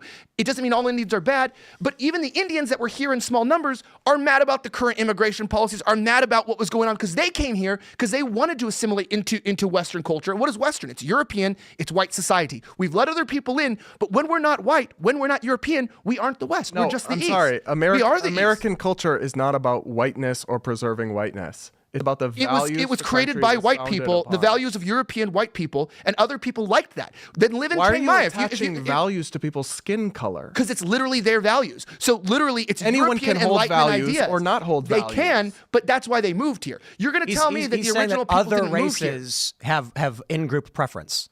Yeah, and people have come here and assimilated, but right now And what white we're people having don't. is we're not having very strict immigration from, let's say, an Asian country or an African country where you're like, okay, this person, obviously may have helped us in a war, they have given us intelligence, they care about our culture, they've lived in the embassy, they can come here. And I would say there has always been a benevolence of Americans that's not racist, that you're like, everyone knows it doesn't matter what skin color you are, what race you are, who just is just an American. You've adopted and assimilated into the culture. The problem is that that's when we defined a culture, we had a culture, people wanted to be a part of that. If I liked France, what am I saying? Do I want to go to France so that I can become like the black guys from North Africa selling trinkets in front of the Eiffel Tower? No, you know what I mean. I like French culture, like white European, what they created, their culture. We can't play stupid here. That's what I mean. The actual issue is that white Americans tend to have an out-group preference, but every other race in the world has an in-group preference. But that's forced. Why do you say that? We're shamed Because the into scientific that. study shows that. You think We're white shamed into people that. dislike white people and prefer other races? This is a long-known study. Okay. In the United States, I find that hard to believe, pull it but up I'll for take you. your word for you. yeah, it's true. It's true. I'll just conclude this very simply because I'm not actually disagreeing with everything you're saying. What I'm saying is that what's happening now is that we don't have assimilation is not only not common, it's also not normal. Peter Licari, PhD, but I can keep going. Yeah, so it's like, but this is a trained idea, and I mean it's actual suicidal empathy. What it is that when we lose our core ethos, our identity, when you go to Brampton in Canada, I don't know if you've another been, one. it's insane. It's not Canada anymore. It is literally India. It's Hindustan, and I just want to remind people in this that it is. Listen, people are against colonization. But you combine it with non-liberal white, you'll still get a net out-group preference. Whites like colonization as long as it's in their own country and it's of their own cities. I always love that. Like, I hate colonizers. Okay, well then why don't we kick out all these non-white people? And they'll go, whoa, you racist. So the issue, the issue largely, of course, that we recognize is there's a cultural problem. It's not a racial issue, but there Culture and race are linked to an extent, though. I disagree. Yeah, no. I disagree. You don't think French culture is linked to the French people? Like there is a genetic component of their disposition, the way that America's they behave, different. the way that they are. You don't go to a black city and see that black people and white people can get along, that we can be friends, but there is a distinct difference by even just their athleticism or the way they express themselves, or you don't see any connection. Let me try and answer that. So of course there's like if you go to Sweden, everyone's tall, and if you go to Thailand, I've made the point, everyone's short. Those things do play a role in culture to a degree. However, if a Swedish person is born and raised in the United States in an American cultural family, they will largely just be American culture. The same is true for a kid who is European. No, it's true for somebody of I'm African part descent. Asian, and I've got a mixed race parent, and I've got a full Korean grandmother. That's very kind of a bad example. Strand of race Koreans essentialism. because Koreans do it. We have an integrative society too. The point is there's a bit of nature and nurture, but largely nurture takes the forefront. The issue that we have in this country is that while we may recognize that as an American country, there can be someone who I grew up with who's black, Asian, Mexican, or otherwise, and they love Christmas and they love baseball. We do the same things. We're good friends, and don't you dare insult my friend over the way they look. The problem is white Americans have a net out-group preference, meaning they tend not to like white people, but every other race has a net in-group preference, and that's going to create racial animosity to an extreme degree. There's no connection. Where's a black area that you want to eliminating live in any country, in-group preference? in any continent? Hyde Park in Chicago, where they're all rich. Okay. That's University a of very Chicago? you were talking about a very small little neighborhood in a city. I'm talking about, but the majority black areas at the greater region of Southside Chicago, we could talk about from every country, meaning there is an understanding that, like, we've already seen it with like Sierra Leone. You can't just take, or Haiti, right? This is a good example. Haiti, Sierra Leone. You can't just take people who fundamentally value different things, like Africans who look to ancestors in the past, were Protestants who hope in the but future. you're talking about cultural And regions. I know, but I'm saying you can't just throw on, like we sell Sierra Leone. You can't just throw, or Liberia and these other places that are now just hotbeds of slavery. I think Liberia is the best example of just giving them an American constitution, a parliament. It doesn't work because you can't put a culture on top of a culture. Correct. And that's what I'm saying is that It's not a it racial doesn't issue. mean that races are less valuable. That's why it's not racist. I'm not saying that other races don't matter. I'm saying I could go and look at what's going on in India, and I can see that, you know what, by the policies they're putting in place and the fight back against the government's trying to put hygiene policies in place for street vendors, and there's massive backlash if people don't know about this after all those viral videos on TikTok. It's been very bad for the tourism sector in India. That's not a race issue. No. But here's the deal. There is multiple things involved in this. It can also be religion, because I know the Pakistanis don't like them because they're unhygienic. So, there's not a lot of dissimilarity in genetic code between the Pakistanis and the Indians. Obviously, it's just a line made up by the British Empire. But my point of what I'm saying is that there still is a dispensation of these people to where, I'm going to say this in the Bible. We can take biblical reference because this is what it is. Like when you have Hagar and you have Abram, and you go down and you create this, you have the Jewish people coming from like Sarai and going down here, and then you have the Hagar, the Arabs, right, coming down from this side, and they both think that God's their promise. That's why we have the war going on in Israel and Palestine. I won't talk about that at all. My point is that they're both Semites. They both come from the same father, but they are very different. I would say that in general, Jewish people are much more sedated. You can go look at a Jewish protest and a pro-Palestinian Arab protest. Very different. Go look at Israel. Go look at an average Arab country that doesn't have, isn't a proletariat elite class taking oil money from the U.S. They have different expression, different personality types, and they have just a half bit different genetics at the very top. On top of that, when I look at this, they're Semitic, they live in the same region, same climate, everything. They're very different in their values and everything. And it can only be linked directly back to what? What they value is linked back to who they are, and who they are is their identity. It's linked to genetics. It's like they you just know argued that. against yourself. No, they know, but they know that themselves. They have a genetic, their main difference is genetic, right? They both think they have they both think they have promised the land. They both think that they have the blessing from Abraham. They both think they're in that position. It's not genetic. No, they have a half genetic difference, because God said what to Hagar? He said that your descendants, because the promise wasn't supposed to be for you, I will make a people of your people. He said it. So he goes, I will make, this is what they believe too. This is billions of people in the world believe. This is quite the tangent. No, this is not the tangent, because he said, because he said, we're you're going to be totally wild off like track in donkeys. economics, and you're talking about religion in the Bible. I'm Elijah, can I ask you a I'm question? talking about genetics here. I'm saying, he said that you will be wild like donkeys, your hands will be against all people, and people will be at war with you. You will be at war with them till the end of time. And what do we see with the Arab people? It is just constant war with the world, constant tension, and there is something about who they are and what happened with them that they have this problem. It's to this day, it's one of the main issues. Okay, Culture, but he thinks he's a race essentialist, I think. He thinks people are defined in part by their skin color and their genetics. Like, and that determines who they are. Skin color is a phenotypic expression of your genotype, which is so racist. just truthful. I'm a biologist. That's literally truth. That's, okay. Can I ask Elijah a question? Yeah. Are Black Americans Americans? Yes. Okay. Can you explain what you said the other day where you were suggesting that wasn't the case? Yeah, no, I said that America was made to be a new European race. There was an ethnicity of Americans by our founders, which was a mixed, primarily Anglo-Celtic race, and there was even hard disagreements on whether Irish could be a part of that. There was disagreements whether Germans could be a part of that, and slowly there was a new European race like Australians, and you can read like with White Australia policy, our policy. Over time, we realized that, you know what, we do want to remain a European nation, but we have fundamental racial issues. We're not trying to bring over new Black people, but we do have Black people living here. What do we do with them? Well, it's wrong what we're doing, because we're also not just a white country or European, we're also Christian. God does not want us to be treating people like they're slaves. He doesn't want slavery. We're not supposed to be treating people like this. So we've given them legal documentation. But in many ways, as you can see, there's still a very sharp difference.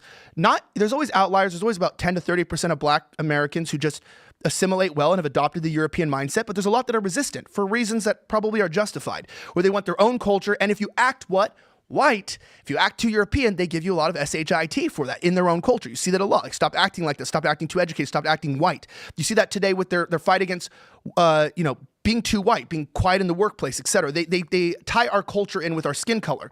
That being said, they are American citizens. We have documentations because we're an empire, but they're not. They know that there's something wrong, which is why they either want Wakanda or something going on. They realize that there's some damage that's been done. Did you say most Black people want Wakanda? No, the Black culture in general realizes there's something that has been wrong to them and that they're different. They were brought here from another continent, and there is a difference between white and Black Americans. It doesn't mean we're better than them. It doesn't mean they're worse, but we tend to have an outgroup preference. But you look at the what's it called? You look at the segregation in major cities. Black people tend to live near each other. White people tend to live near each other. That's not just there are Black some people problems. and white people, though. That's people of all races. No, that's what I'm saying. So Also, they're American citizens, but I meant ethnically American does mean a European. No, there's no such thing as ethnically American. There's a challenge in your There's not. supposition in that Chicago, like a lot of these cities, had racial covenants in the 50s and 60s that created these areas. That's why it's like that in part. It's historical policies and legacy. Why do all the Well, black also kids sit at their own table at school? And it was a covenant. I don't know. History There are is entire consequences. books written to that effect, but it's not because their skin looks the same, Elijah. And there's no such thing as an ethnic American. There's no ethnicity of American. Our country is different. Anyone can be an American. You sound like Reagan. I mean, this is something reinvented after not Hart an Celler in insult. 1965. I mean, So everyone let's- thought let's- that until 1965, and now we're smarter. We can break this down. I disagree with you. I think that a lot of black kids, a lot of Asian kids, they literally hang out with each other because of their race, but it's a surface level thing rooted in the remnants of culture. So when you have in Chicago being the obvious example because the history of redlining, which then ended up happening in tons of different cities, the real estate and blockbusting, real estate markets intentionally isolated certain areas of the city to sell specifically to black people. You then created ethnic pockets. Not that it was the first time it was ever done, because you largely had this as a result of slavery. There was white and there was black, and they didn't. And of course, the North was extremely racist. People like to think that they were like progressive. They were not. They're still assholes. Well, so here's the funny thing about the Civil War and slavery and all this is that we didn't have Loving v. Virginia, 1967. So we're talking about the North apparently, wanting to end slavery because of race. No, they very much were very racist, and segregation persisted for 100 years or whatever. I should say to the extreme degree. And so what ends up happening then is through the actual culture of the United States, the race-based policies, and largely of the slaves wanting to live with each other, you get segregated areas. It then gets codified through, or not necessarily codified in the legal sense, but it gets expanded through redlining and blockbusting tactics in the real estate market, which results in literal black neighborhoods in major cities that were put there through covenant. And St. Louis largely had this problem. What then happens is the grandchildren, not even the grandchildren, because we're talking about the 80s this was going on. We're talking about literally 30-something, 30, 40-year-olds today who were forced by policy to live in areas only with other black people. So then there's going to be racial preference due to who they grew up around. And when they go to school, they're going to be like, these are the people I know from my community. And it perpetuates that stuff. I like to think the United States, as we have abolished these things and made them illegal, and the efforts of crushing DEI have been dramatically resisting this primitive, like, remnants of history of isolating everybody by race, because We're moving away from that. we're absolutely moving away from it. We should. Absolutely. But he seems to think that we either shouldn't or can't. I'm saying we cannot because that's wrong. We, The American experiment shows us otherwise. So we're not in experiments. Those are all just modern colloquial terms that have been ingrained into our head through the reimagining and the liberalization post World War II. There's been a reimagining of the West and the world, and it doesn't work. Look, I'm not saying that when I say we didn't win World War II, I'm not saying that Hitler was right. I'm not talking about that mentality. I meant nobody glad you won. clarified I meant nobody won in terms of the fact that the West didn't win. So no one in the West won. The British Empire was bankrupted. They lost their control. The colonies are out of control. The collapse of we have the collapse of Rhodesia right now. The collapse of South Africa. It's a big deal. You saw that, appropriating the farmland. South Africa, and then they told us it wasn't happening. Correct, and it's happening. I have friends there, by the way. You have Rhodesia 2.0. If you're new to this, you should look those up. And I've seen what happens right now with the post-colonial or decolonization of the world. And what I'm seeing now is that decolonization went from Rhodesia to apartheid in South Africa, where everyone's like, okay, well, those are white people in Africa. Africa's, black. It's very easy to brainwash someone. Rhodesia shouldn't exist. South Africa shouldn't be run by whites. In fact, if they get killed, it's good. That's what people think. That's what they thought. And the U.S. did side with communists against the Rhodesian government, by the way. And we fought a Western country more British than England itself. Bro, I got to interject something. You see, if you want to make a race essentialist argument, I would actually argue that presupposes white people as a suicidal race that will be destroyed by itself. So, okay, I have to be I don't want to go down this road since we are talking about immigration.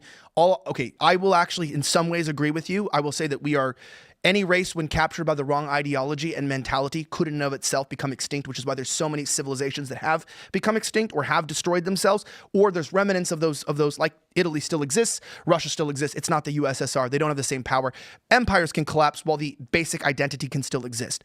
I just want to say this, is that with white people, I've seen this immigration has moved, and this is what I see happening with our immigration policies, and it's fueled, ironically, by a lot of white billionaires actually in this country. They're taking advantage of this, is that we are decolonizing our own countries. So what we are told is that diversity, which means less white people, is what we need as a restitution for our overseas colonialism. And that means that we see our countries not like, we do not link our national identity with our ethnic and religious identity. We're not a Christian nation anymore. We're not a white nation. Look, I could say, okay, yeah, black people live, I probably get along better with a black Christian guy than I do with my own sister or a family member who's like liberal and in not following those tenets. I probably do. So listen, we can have other connectors than just, it's not just race essentialism. It's like we can have religious, and moral, agreements on things, how we want to run our country. What we're seeing now is the decolonization of white countries. And I'm going to say, yes, they do exist. They have existed, although Europe was technically named by, an Eastern empire. The point of the matter is that we are decolonizing, becoming minority white. And I saw what happened in Rhodesia and South Africa. And I know that if we get less than a certain percent of white, these people want vengeance, and I'm afraid for my offspring. I'm going to pause you right there, and I'm going to say, I have kids. This is what I'm worried about. Okay, so let me. I want to address this directly. Yeah. I think it's probably a bit more on the alarmist side, but I wouldn't say it's inherently incorrect, considering that white is the only racial group with an outgroup preference, which means that if the United States becomes less than a certain percentage white, I don't know that we end up in a South Africa situation. The issue with South Africa right now, so for those that don't know the news, there was a very controversial law that was just passed, which allows the expropriation of land without a public need, meaning they're literally now announcing they're going to start seizing farmland from white people and seizing land from white people in general. This is scary, but people don't realize this. This is very, very scary. You should pay attention to this. Yeah, we might. And it's funny because the media kept saying these things were never happening and it was all misinterpreted. And the government is a Marxist government too, by the way. So here's the important thing about mean in-group bias by race and ethnicity that makes America different from, say, Rhodesia or South Africa is that we're not looking at a single majority of one race. We're looking at several different smaller factions within one confine, which will make things strange, but it will not be like South Africa. So what I mean to say is white, according to the data that we've seen, this is going back to 2018, there's like a -2 outgroup preference among white people. White conservatives tend not to have this. White liberals strongly have this. But that means that with a majority white country, you have a net favorability against whites because Black, Hispanic, and Asian have an in-group preference and white liberals tend to have an outgroup, meaning all races will be having a preference against whites to a certain degree. But there will be no unifying race of the nation. There's not going to be a majority Black, Hispanic, or Asian faction that's going to be like, we're the supreme race and taking over the United States. So it's not going to be the same as South Africa. And we have legal protections and a system. Legal protections. They just changed the legal protections in South Africa. They can all be undone. But the American system is more resilient than most. Yes. The Second Amendment, you still can't carry a gun in LA. I disagree. DC is a literal federal jurisdiction which should have the strongest constitutional protections, and it's one of the most nefarious for being against Second Amendment. I never heard that argument, but that's actually very true. Why would the that's federal in the process of jurisdiction hopefully being corrected? Thomas Massey. I'll say this, with people saying that this is you saying, oh, this is racism. No, because I'm not saying that the people here are less valuable. I'm not saying that they don't matter, and I'm not saying that if I went to their country that I should go enslave them or I have authority over them. What I'm saying is that just like India wanted the British out because they saw a disparity, and now they're literally still hanging on to the technology and infrastructure that they gave them by 400 people. I mean, literally hanging off the sides of the trains, barely still running in that country. But they wanted their own country, and they got it. What we're seeing in the West is that whether people like it or not, no matter how much brainwashing is going out there, young European heritage men, particularly, which voted 36 points skewed towards Trump, which was shocking. Trump mentioned this, by the way, have eyes. And we've seen what's happened in the world. We are not preaching a message of hate. We are not, almost all of us have like, my kids are dual citizens. My wife's an immigrant. Like, I don't want to get down that 2016 talk, Like, all of us are either interracially married or married to immigrants. I was an immigrant in another country, like as if I'm against immigration. That's absolutely ridiculous. I'm literally an immigrant resident of a foreign nation. I'm not against this. But when you look at the totality, what we're seeing here is not me living in Australia for a couple of years and we pretty much have the same culture and I'm adding money into their economy and I hire one of their people and we're creating a connection. What we're seeing is, an Indian person come in and the white guy sitting here, we have, me and you and Tim, and Tim's the Indian, and then you and I are going, let's hire you've seen this meme? Let's hire the most qualified person. And then the Indian, because of their caste system and in-group preferences, I want to hire people who look like me. And then there are two Indians, and you're going, I want to hire the most qualified person. Now, obviously, there's 2 to 1. You're going to start hiring more Indians, and all of a sudden there's an Indian in your seat, and everyone's Indian. Did I say Indians are bad? This is No. the same thing. That's just a cultural problem. Same phenomenon that happened with like woke people taking over HR departments, and that's totally ideological. That's a good example. Yeah, that's totally ideologically bent, right? So you get one person into an HR department that believes like the woke ideology, and then they look at the applicants that are coming in, and they're going to choose the person that shares their woke ideology, and you get 2 in there, and you get a third or fourth. That's what's happened, and that's why there's all this DEI and stuff in corporate America, is because these people with these ideologies went to the access points. Let me tell you about when I worked for American Airlines. They have zone rooms, and there's like zone 1, zone 2, zone 3, and then each zone has a certain number of gates. But then there's the principal break room, where it's very large and everybody hangs out in this microwave. If you walked into that break room, it was all race pockets. Yeah. So there was 2 tables where everyone was black. There was 2 tables where everyone was Hispanic, and then there was 2 tables where everybody was Asian. And everyone called the Asian group the Asian Mafia because they had union access and supervisor connections. So one of the guys was actually on the executive board of the union, so they had a lot of power. So they called them the Asian Mafia. The funny thing is, as soon as me and my brother got in there, they came up to us and said we should go hang out with them. And then it's pretty wild because immediately these guys were largely Filipino, but different Asian. And the one guy was like, which one of your parents is Asian? They just knew instantly that we were part Asian and told us we should be a part of their group and hang out with them. And they even let us live. One guy had a house and he was like, free room and board. You're Asian. That's the way it worked. It was weird. But, Look, people have forever been tribal, and the most obvious and the easiest to identify traits are the ones that people are drawn to first. So yes, you do get people that are like black people hanging out with black people, white people hanging out with white people. That's just something that is natural and normal and part of the human condition. That doesn't mean that it makes the people that do that immoral. Well, so it's if you treat other people badly, that's why it's immoral. Well, let's talk about this. So where's the root of this in evolutionary psychology? If you were British and you encountered a French guy, you had problems. If you were Irish and you encountered a British guy, you had problems. And identifying was based on the things they would wear, the colors they would wear. But largely in going back thousands of years, humans were more likely to survive when they were around people of their own community, tribe, or village. And so even white Europeans fought like crazy, probably more than anybody else. Yeah. So what ends up happening is racism is an artifact of, you can clearly discern this person is not from your tribe because they look very, very different. But for white Europeans, it was, if 2 white naked guys are there, it's going to be not based on the way they look necessarily. Although a lot of that going on in Europe today, though. But naked guys together. Right. But you know, obviously a Slavic person will have different facial features and they're more easily identified than, say, like an Iberian, Spanish, or whatever. Jack Posobiec looks different than me. Right. And so back then, those things were discernible. But if a white guy living near his village encountered a black man, there was going to be an immediate concern because they know neither of them is from each other's tribe or community. We today are way better than this. But there are still groups and countries around the world that still are very much like, we don't trust certain people. Most countries are like. Sorry, can I just say that the thing about the American tribe, though, is that it's uniquely not about race. So when you look at expats, for example, in Paris or in London or Madrid or something, there'll be a community of American expats who live there, who get together, and they're not all white people, they're not all black people. What they have in common is that they're all American. Now, here's the challenge.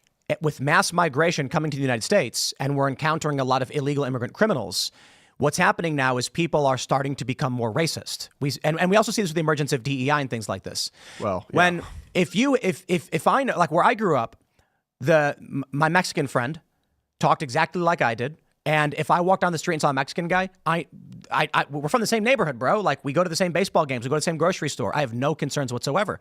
So in my neighborhood, you got Asian, black. It was a very mixed area, and flipped for Trump, by the way, which is kind of crazy. And this is a relatively mixed area. However, you start mass importing people from other countries through open immigration. And what happens then is someone walking down the street gets mugged by a guy who doesn't speak English. the black community in Chicago said, quote, "We are being replaced." This is not white people saying this. And so black people in Chicago all of a sudden are encountering Venezuelan gang members. This is a huge controversy. Tren de Aragua coming into the cities. And all of a sudden now, black communities are like, we don't know if the Mexican guy we're bumping into, Latino guy, is going to be my homie who lives down the street, or it's going to be Tren de Aragua who came here illegally. We don't know. However, they do know that when they see another black person, that's not Tren de Aragua. Tren de Aragua is not coming from Africa; it's coming from Venezuela. So this is the mass migration actually shattered this like.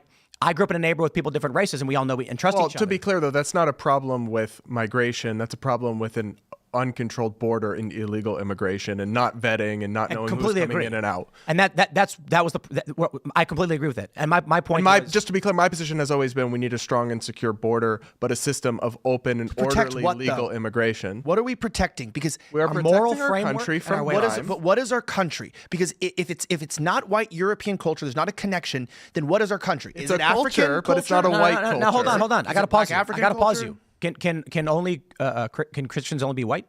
No. That's dumb. So American culture isn't related to Christian culture then. No, because I said there's other homogeny, there's other linking factors. The culture originally comes from non-Christians. We're talking about Greek, Hellenistic, Roman. These are not originally Christian empires. So when I say white Christian, I mean white countries, European, the original Enlightenment, these ideals, which they even made DC after Rome.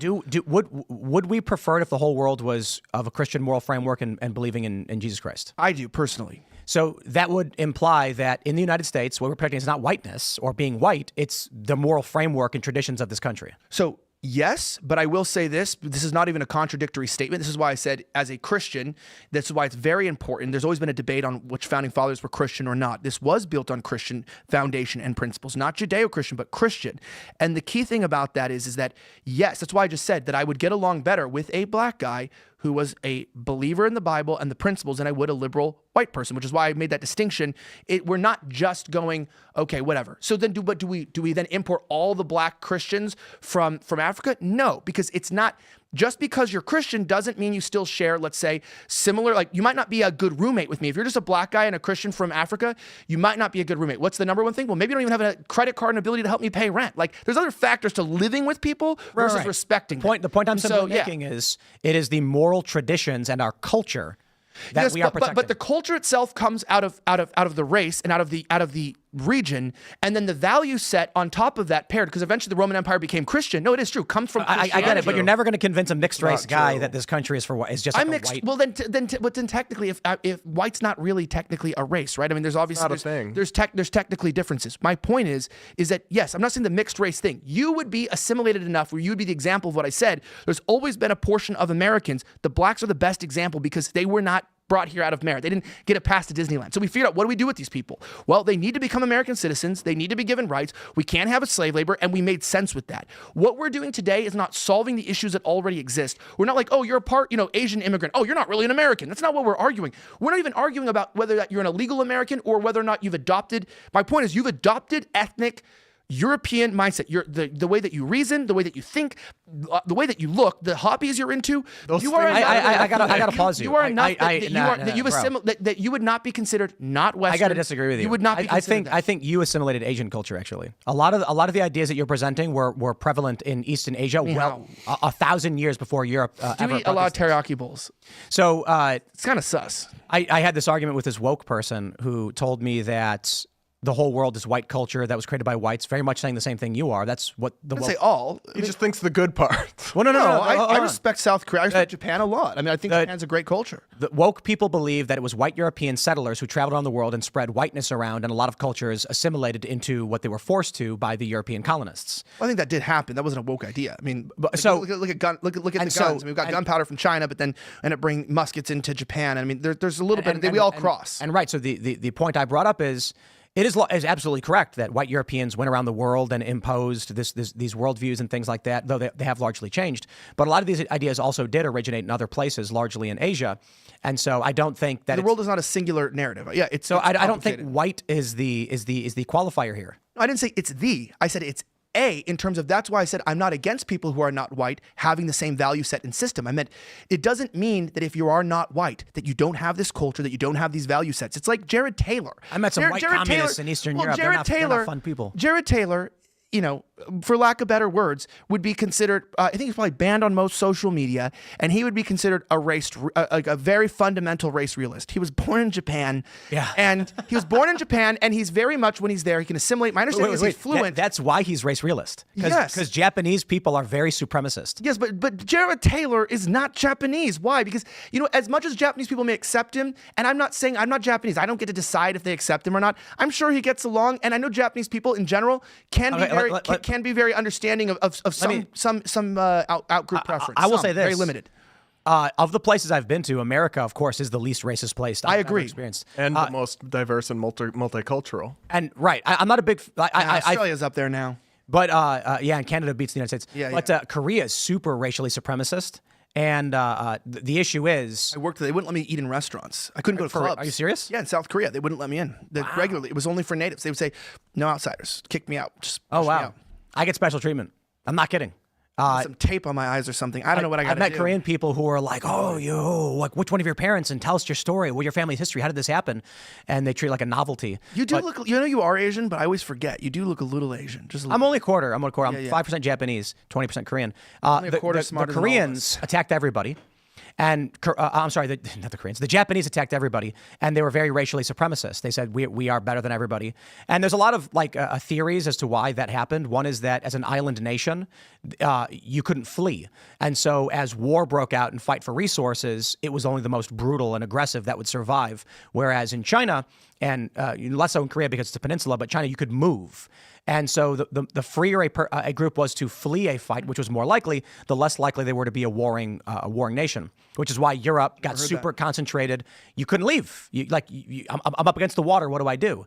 And so Japan, being an island nation, all these different feudal factions go to war with each other, and the most brutal survive and wins. And they say, we're going to expand because that's what their culture had built on. That was the evolutionary psychology. So then they go to Korea and they brutally rape, murder, pillage, and enslave. The Koreans countered this by saying, actually, we are the superior race because the Japanese were trying to instill in them, destroy your culture, your way of life. We are better than you. So the resistance of Korea said, no, we're better than everyone else. And thus you end up with this, in Asia, everybody thinks they're supreme. In the United States, we talk about white supremacy and the left freaks out about it. You go to Asia and it's like the law of the land. It's absolute. But isn't that part of why I think we like America the way it is? I agree. We're not like that? Absolutely. Yeah, I think I love America. We turned from a free trade argument into an immigration race argument. But these things intertwine, so I think it's fun. I mean, yeah. It is, because obviously even then there's different economic systems with different countries. I know you and I vehemently disagree on probably a few topics, but I think it's outside of the realm of a good faith argument if we don't even understand where we also agree to. Because I think what the point is I think everyone can agree with, by the way, Phil, very good point about the HR thing. I'm gonna keep that one because when you bring up race, just like the word swastika or anything, some things trigger people's brains. So we talk about race, people get really defensive, but talking about HR departments and ideology sometimes is probably a better way to explain what's happened, including what's the communist takeover of all of our institutions. This stuff can become very, very destructive. But that being said, I think what we can agree on and what Trump's doing and what we're going to see the next 4 years of Nazi, Nazi, Nazi, Nazi. We already got the salute with Elon Musk. We're only like 1 day into his first day into his campaign, and we've already gone back to the 1930s argument. Look, I'm not coming from a racist perspective, and I think a lot of people like me aren't, and people are tired of us being called racist. We are not arguing that anybody in this country that is a legal American is not an illegal American. We are not arguing to take away their rights. We are not saying that they do not or cannot vote. Where we are at right now is a much further back argument, not even that we're trying to get there. That's not what I'm saying. Just we're way further back. So it's funny people accuse us of this. This is a growing, huge percentage of the country. There are people with deep historical roots to this country, like my family who was here before the founding, who fought in the revolution. That's irrelevant. It is so not irrelevant to us. To you it is, but to us it's not. This is why. Respect my pronouns here. Here we go. It's like it is valuable to us to understand what this country was. I have ancestors that died to fight for certain values for this country. It's not irrelevant. You have no more claim to a country because of ancestral guilt or credit. That's an immoral it does matter frame of to thinking. it does matter to people, which is why I'm fighting.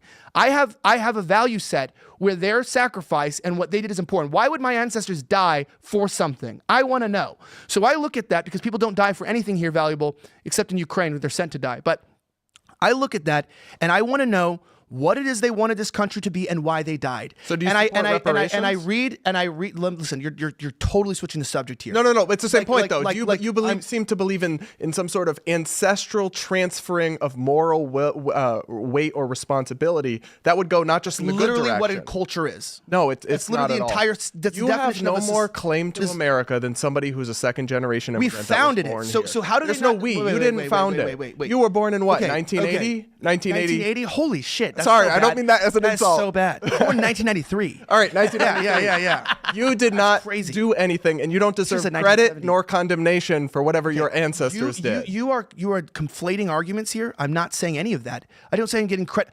What am I expecting a payout for my founding fathers? Starting the country. That's not what I'm that's an asking argument. Inverse reparations. We deserve to get paid. I mean, we more do get than free everyone college education, but I don't know if you know that we have free college education as the Sons of Liberty. But anyway, we actually still get free education. But so do blacks, not very often. So we both are mutual. My point is that we go, what is this country? So people like you, that doesn't matter, and that's where we're different.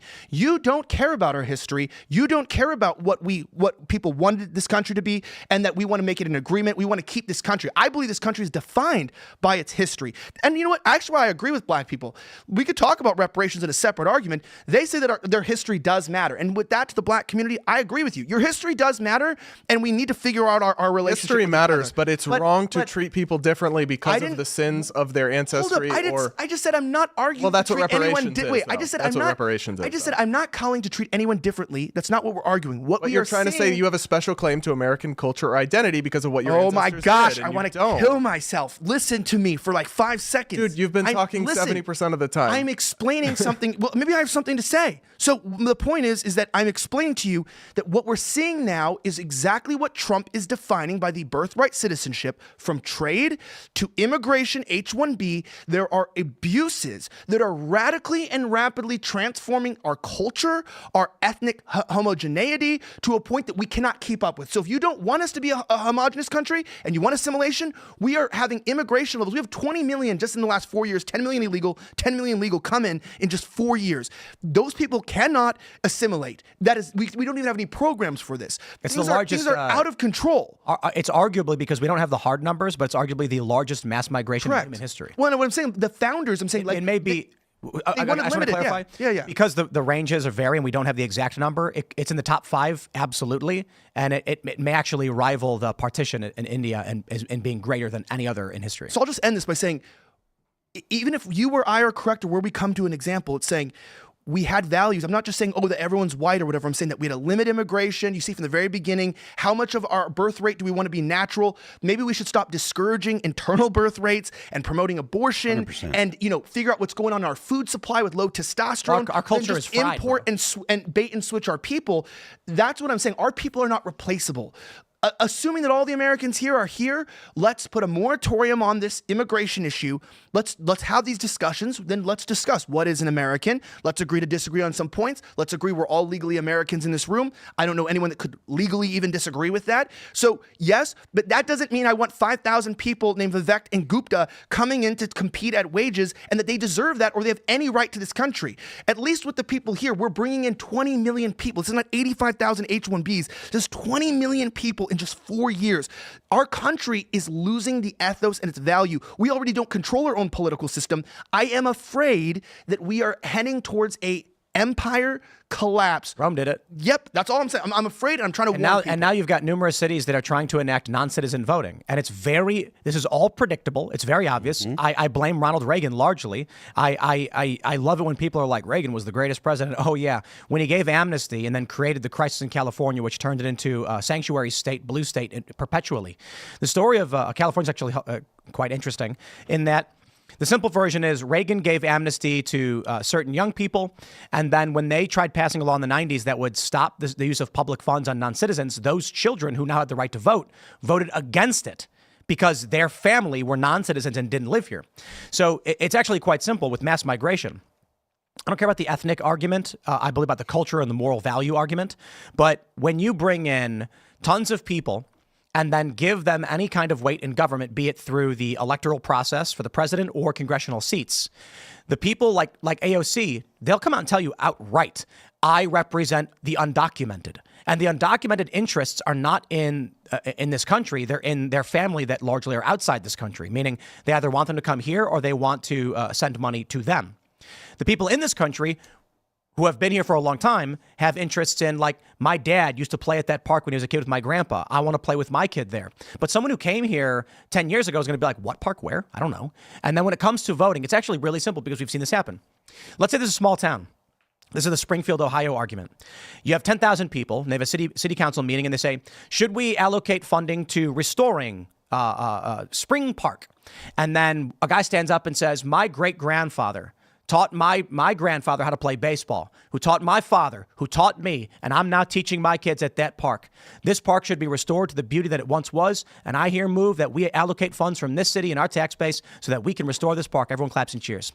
Then you bring in 5,000 non-citizens, and they migrate to this area.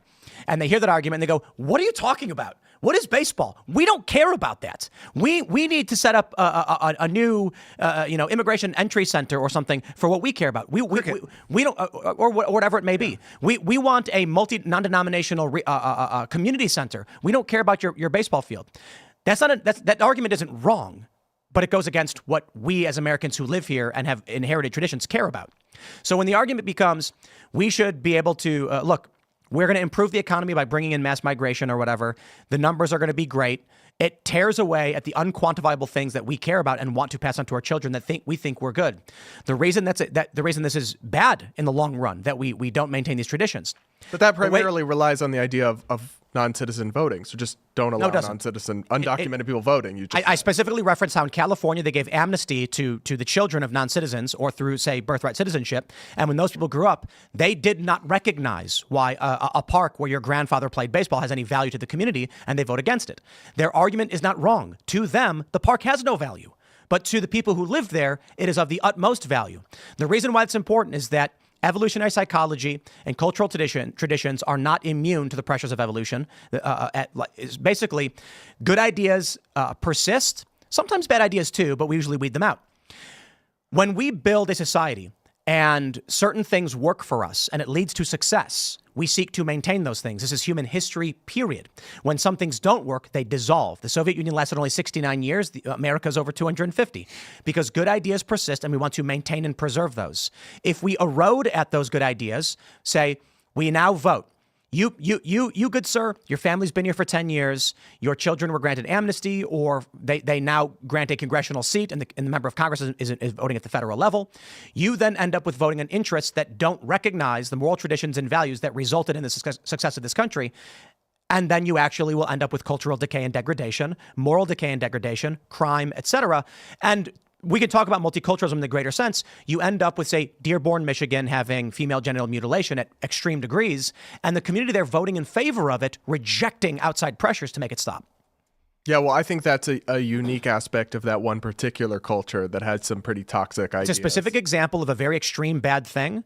But when I point out that, I'm simply highlighting that extreme bad things have happened, which we should stop, but understand that at the granular level, that may be what we would describe as acute malfeasance through cultural difference, or maybe malfeasance is not the right word, but a unique crisis that we can see right away. What do we not see? There are certain things that are below the threshold of reaching national news. So when you get a news report about the Afghan refugees in Sweden that are raping little boys, and this is a practice in Afghanistan, is very common, where groups of young boys will capture another young boy and they'll rape them in the ass. It's very well known. The U.S. troops have talked about it. In Sweden, it's a big problem at pools. The Swedish kids don't have this culture, and so that is an extreme. Shocked. Right. So let's say there's a threshold of a depravity that has to be met before a society reacts. Those things are extreme. Female genital mutilation and the raping of small children, shocking to a society, and they say that should be stopped. However, if one instance of that happens, you can get a reaction from a society. What if you get 100 instances of a community saying, we don't want baseball fields anymore? Well, no one's going to publish a national news story saying that the community has voted against a baseball field, but that means the baseball field will be gone. If and to people the people still who want baseball fields, if a lot of people still want them, there'll still be baseball fields. So if we can simplify this even further. If me and my roommate every day vote for lunch and we agree pizza is the best lunch, we have pizza every day. We are very happy with this. We say, I want to continue living this way. It's conducive to our success. Then two people are moved in by your landlord with, he's the guy who owns the apartment, says they're going to live here now, and vote for lunch. And you guys say pizza and they say cheeseburgers. And you go, whoa, but we don't want cheeseburgers. Too bad. We all pool our money together and we vote. Now we have a dispute. One new guy moves in. He's the tiebreaker. And now you never have pizza again. That is not a national crisis and it's not a wrong opinion. It's the loss of our moral tradition and our values, which many people who live here, whose ancestors sacrificed and dedicated their lives to building of this place, we are sad to see these things go. That's unquantifiable. It is not wrong that some South Americans who move here don't want a baseball field. They're entitled, when they're here, to express their opinions as what we should allocate funds for. And when you get a member of Congress who has 17% or whatever their district be undocumented, illegal, or otherwise, they are going to pursue the interests of that group. And that group largely is going to say, I don't know or care why that statue is important. But the people who said, that's a statue of my friend's great-grandfather who died in World War II, saving the life of a small child who went on to rescue a bunch of Jews, whatever the story may be, the people who don't live here and aren't from here don't know or care. I think an increasingly large share of native-born people don't know history or value traditions. Which is exactly my point. It is being diluted and dissolved. But not because of immigration, because of their own ignorance and lack of education. And I think a large component is free trade, which is why I brought the issue up. When we have community centers and a requirement for industry to train young people because the industry hub is in that place, but we outsource all of that stuff away, there's no longer communal gatherings or cultural gatherings. And that's one component of the moral degradation and the degradation of tradition in this country. Yeah. I mean, look, I think It's closed. Play a guitar solo, Phil. Go. I don't have a guitar here. Well, you can plug it in, but We're going to talk about TikTok? Oh, I brought that up to make a really good example. When you guys were talking about billionaires and the powerful elites, Jeff Yass is maintaining Chinese influence and propagandistic control in the United States for his economic interest. Can I say with this? Okay, so by the way, for people watching this, right? Some people are like, "Oh, win Brad, win Tim, L Tim, win Elijah, L Elijah, whatever." It doesn't matter, and then everyone just says pro Phil. But the truth of the matter is like, I think sometimes on these conversations, it's not about winning or losing. It's about having the conversation. That's the more important thing, so that people can voice their opinions, because we've been silenced for too long. There's been too much shutting people down. I think that's where sometimes people get, with Tim, they'll be like, either he's, anti-Israel, pro, or he's a shill, or he's got too based of a guest on, or too safe of a guest. It's like all Tim is doing is literally building a table and a platform so that people can speak. He's not telling you, I'm telling you this, coming on the show, people say stuff in my comments. You want to know what, bro? We've had more conversations and shows specifically about Israel than any other topic, correct, and they never stop. Well, listen, why aren't you talking about Israel? We did like 7 times. It's like a nagging wife or something like that. That's never satisfied. Not my wife. I love you, baby.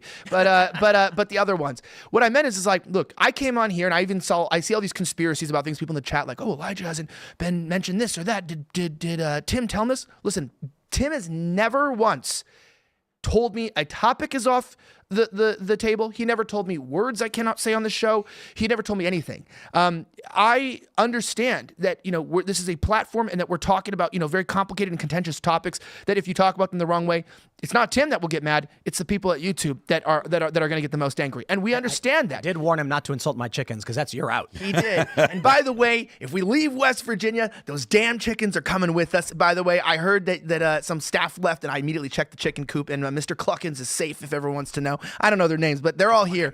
Mr. Cluckins. They have real names like Roberto and Sarah. Okay. All right. Well, Roberto was having an affair with Miss Cluckins, and we don't want to get into that. So, no, but with this topic is like, I think this is... It's Avenberg, by the way. he's Roberto Avenberg? We gave them all last names that were real last names, but sounded like bird names. Berg? Avenberg. It's a bird? Oh, no, it's like aviary. Okay. You know I mean? All right, I got it. I'm going to keep my jokes. Margaret Hatcher. Okay, I like that one. I like that one. No, I do like that one. I do want to keep this. And by the way, I'm going to say, thank you for having me here, because I do find this to be interesting. I do want to let people know, I'm doing another shameless plug here. That's why, to get back into after, you are here, was here, rest in peace. After that shut down, I even started back up a new more YouTube based show to talk like this called Almost Serious. You can type it on YouTube. You guys should subscribe. If you're on YouTube, it's a brand new channel. Please subscribe there because we need to have more conversations like this. And I just wanted to say this to my Spurgy followers and the people out there. Tim has been nothing but a good friend, an amazing host, and done nothing but platform people.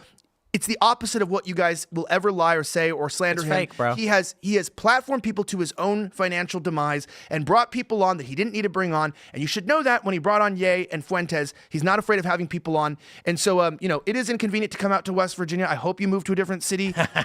We all are hoping that we're not driving 3.5 hours into a bunker blindfolded. It's a nice drive. Everybody's The moving blindfold is annoying though. You know what I mean? Everybody's moving Gag. to Nashville. We might be moving our whole operation out of Boca into Nashville as well. Right. I was telling you, Yeah. like, everybody's telling me this. When I said we were going to leave West Virginia, I got messages from like 5 big prominent YouTubers that said they're moving to Nashville. Sean Ryan's there. Theo Vaughn's there. Candace, The Daily Wire, obviously. she's obviously starting her network, which we know. That's we weird. don't know, Why but Nashville? Brett Cooper and stuff. That's crazy. Well, dude, have you been? It's a great city. Yeah, I know. It feels like America. Like it doesn't feel like Boca is a economic zone, right? You go to DC, it's an economic zone. I mean, there's culture. I mean, the buildings are beautiful, but like, there's no community. Rudyard was wrong when he said that DC would be the capital, and he said Austin would be the Patriots' capital. It's going to be Nashville. That's possible. Anyway, we got to start. Oracle building their headquarters there right now. That's what I saw. I mean, that's We're scary. gonna start winding down, of course. So smash the like button, share the show with everyone. Subscribe. Did you want to get any final thoughts and shout outs? No, that's all I want to say, guys. I know I'm doing the shameless thing, but like we've been on Rumble for so long, and we decided, look, I love being based. You can follow my show Slightly Offensive on there. It's been around for years.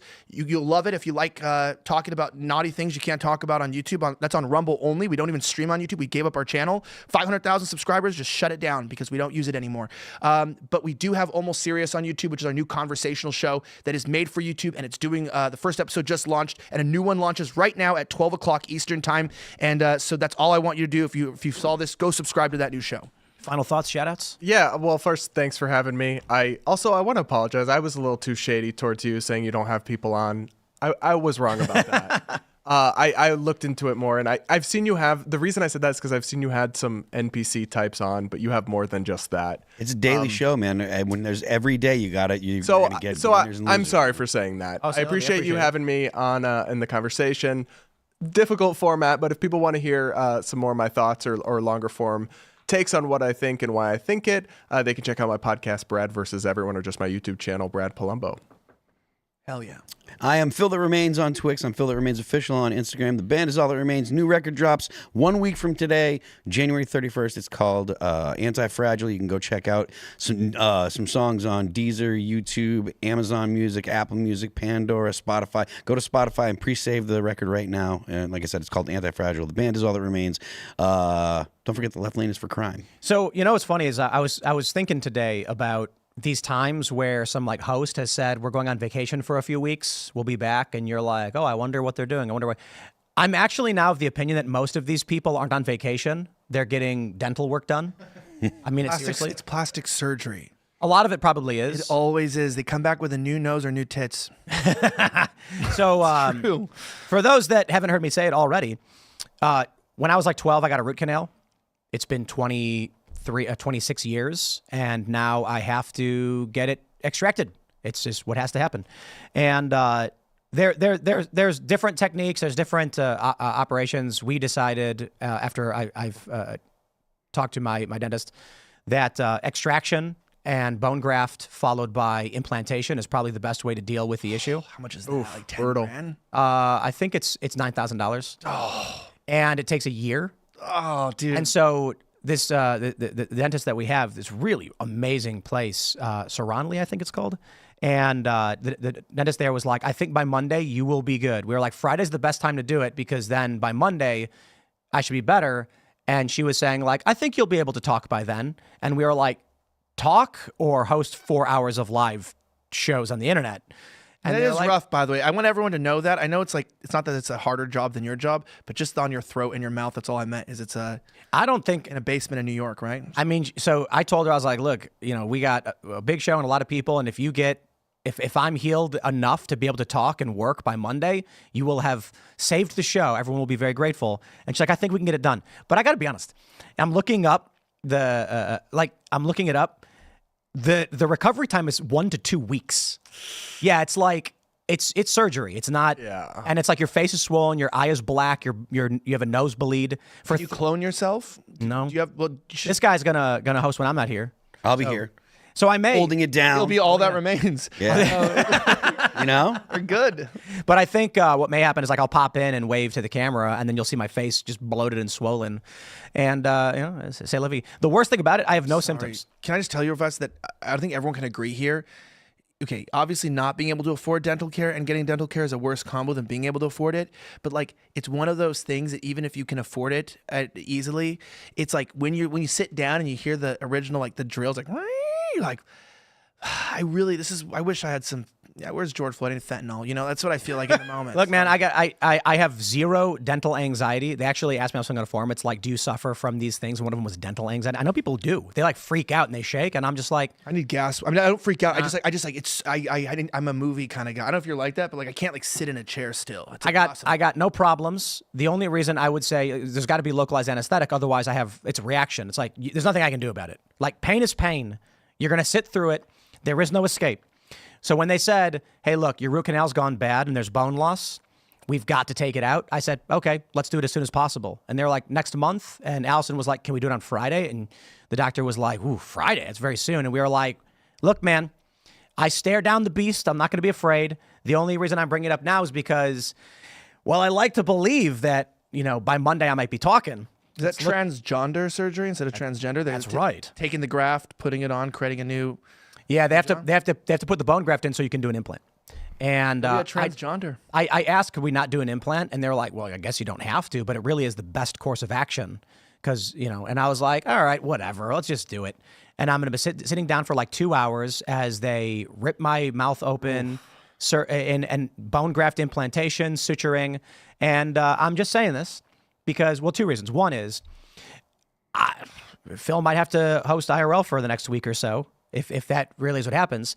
But also, okay, good luck, bud. I mean, we had Seamus do it when I went down and got treatment for my cartilage thing that was going on my hip. And it happens. But the real point is, I just want to say to everybody, you must accept your fate.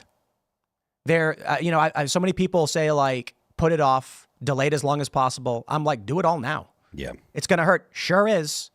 There is no world by which you can stop what is to come when the immovable force comes. And the reality is I have to get it done. So we'll do it now. I'll sit down, like take a shot of whiskey, whatever you got to do, live your life and face full force the things that you have to do without complaint. Because what else are you going to do about it? There are a lot of people that want to delay the inevitable. Nah. Face it down, get it over with, get it done, do the work you got to do. Thanks for hanging out, everybody. I will not be here tonight. Phil will be hosting IRL. I will be convalesced, and I appreciate all of your support. I will also stress that I want to thank all of you as members, because before we were doing membership at timcast.com, there was a period where I actually had to get a crown put on to repair with the root canal that has now gone bad. Had to get it repaired, and I couldn't work for like 3 or 4 days, and that's just money's gone. It sucks, and you don't know if you're going to be able to pay the bills. But with members, you guys, through thick and thin, are here making sure the company can keep going. And the best thing about you guys being members for me is that you allow me sick days when I have no choice but to take time off. So thank you all so much for being members. Thanks for hanging out. And I will see you all. I'll pop in Monday if I can't do the show and wave with my swollen face and ice on it. And that's when I'll see you. So I really do appreciate it. And we'll see y'all next time.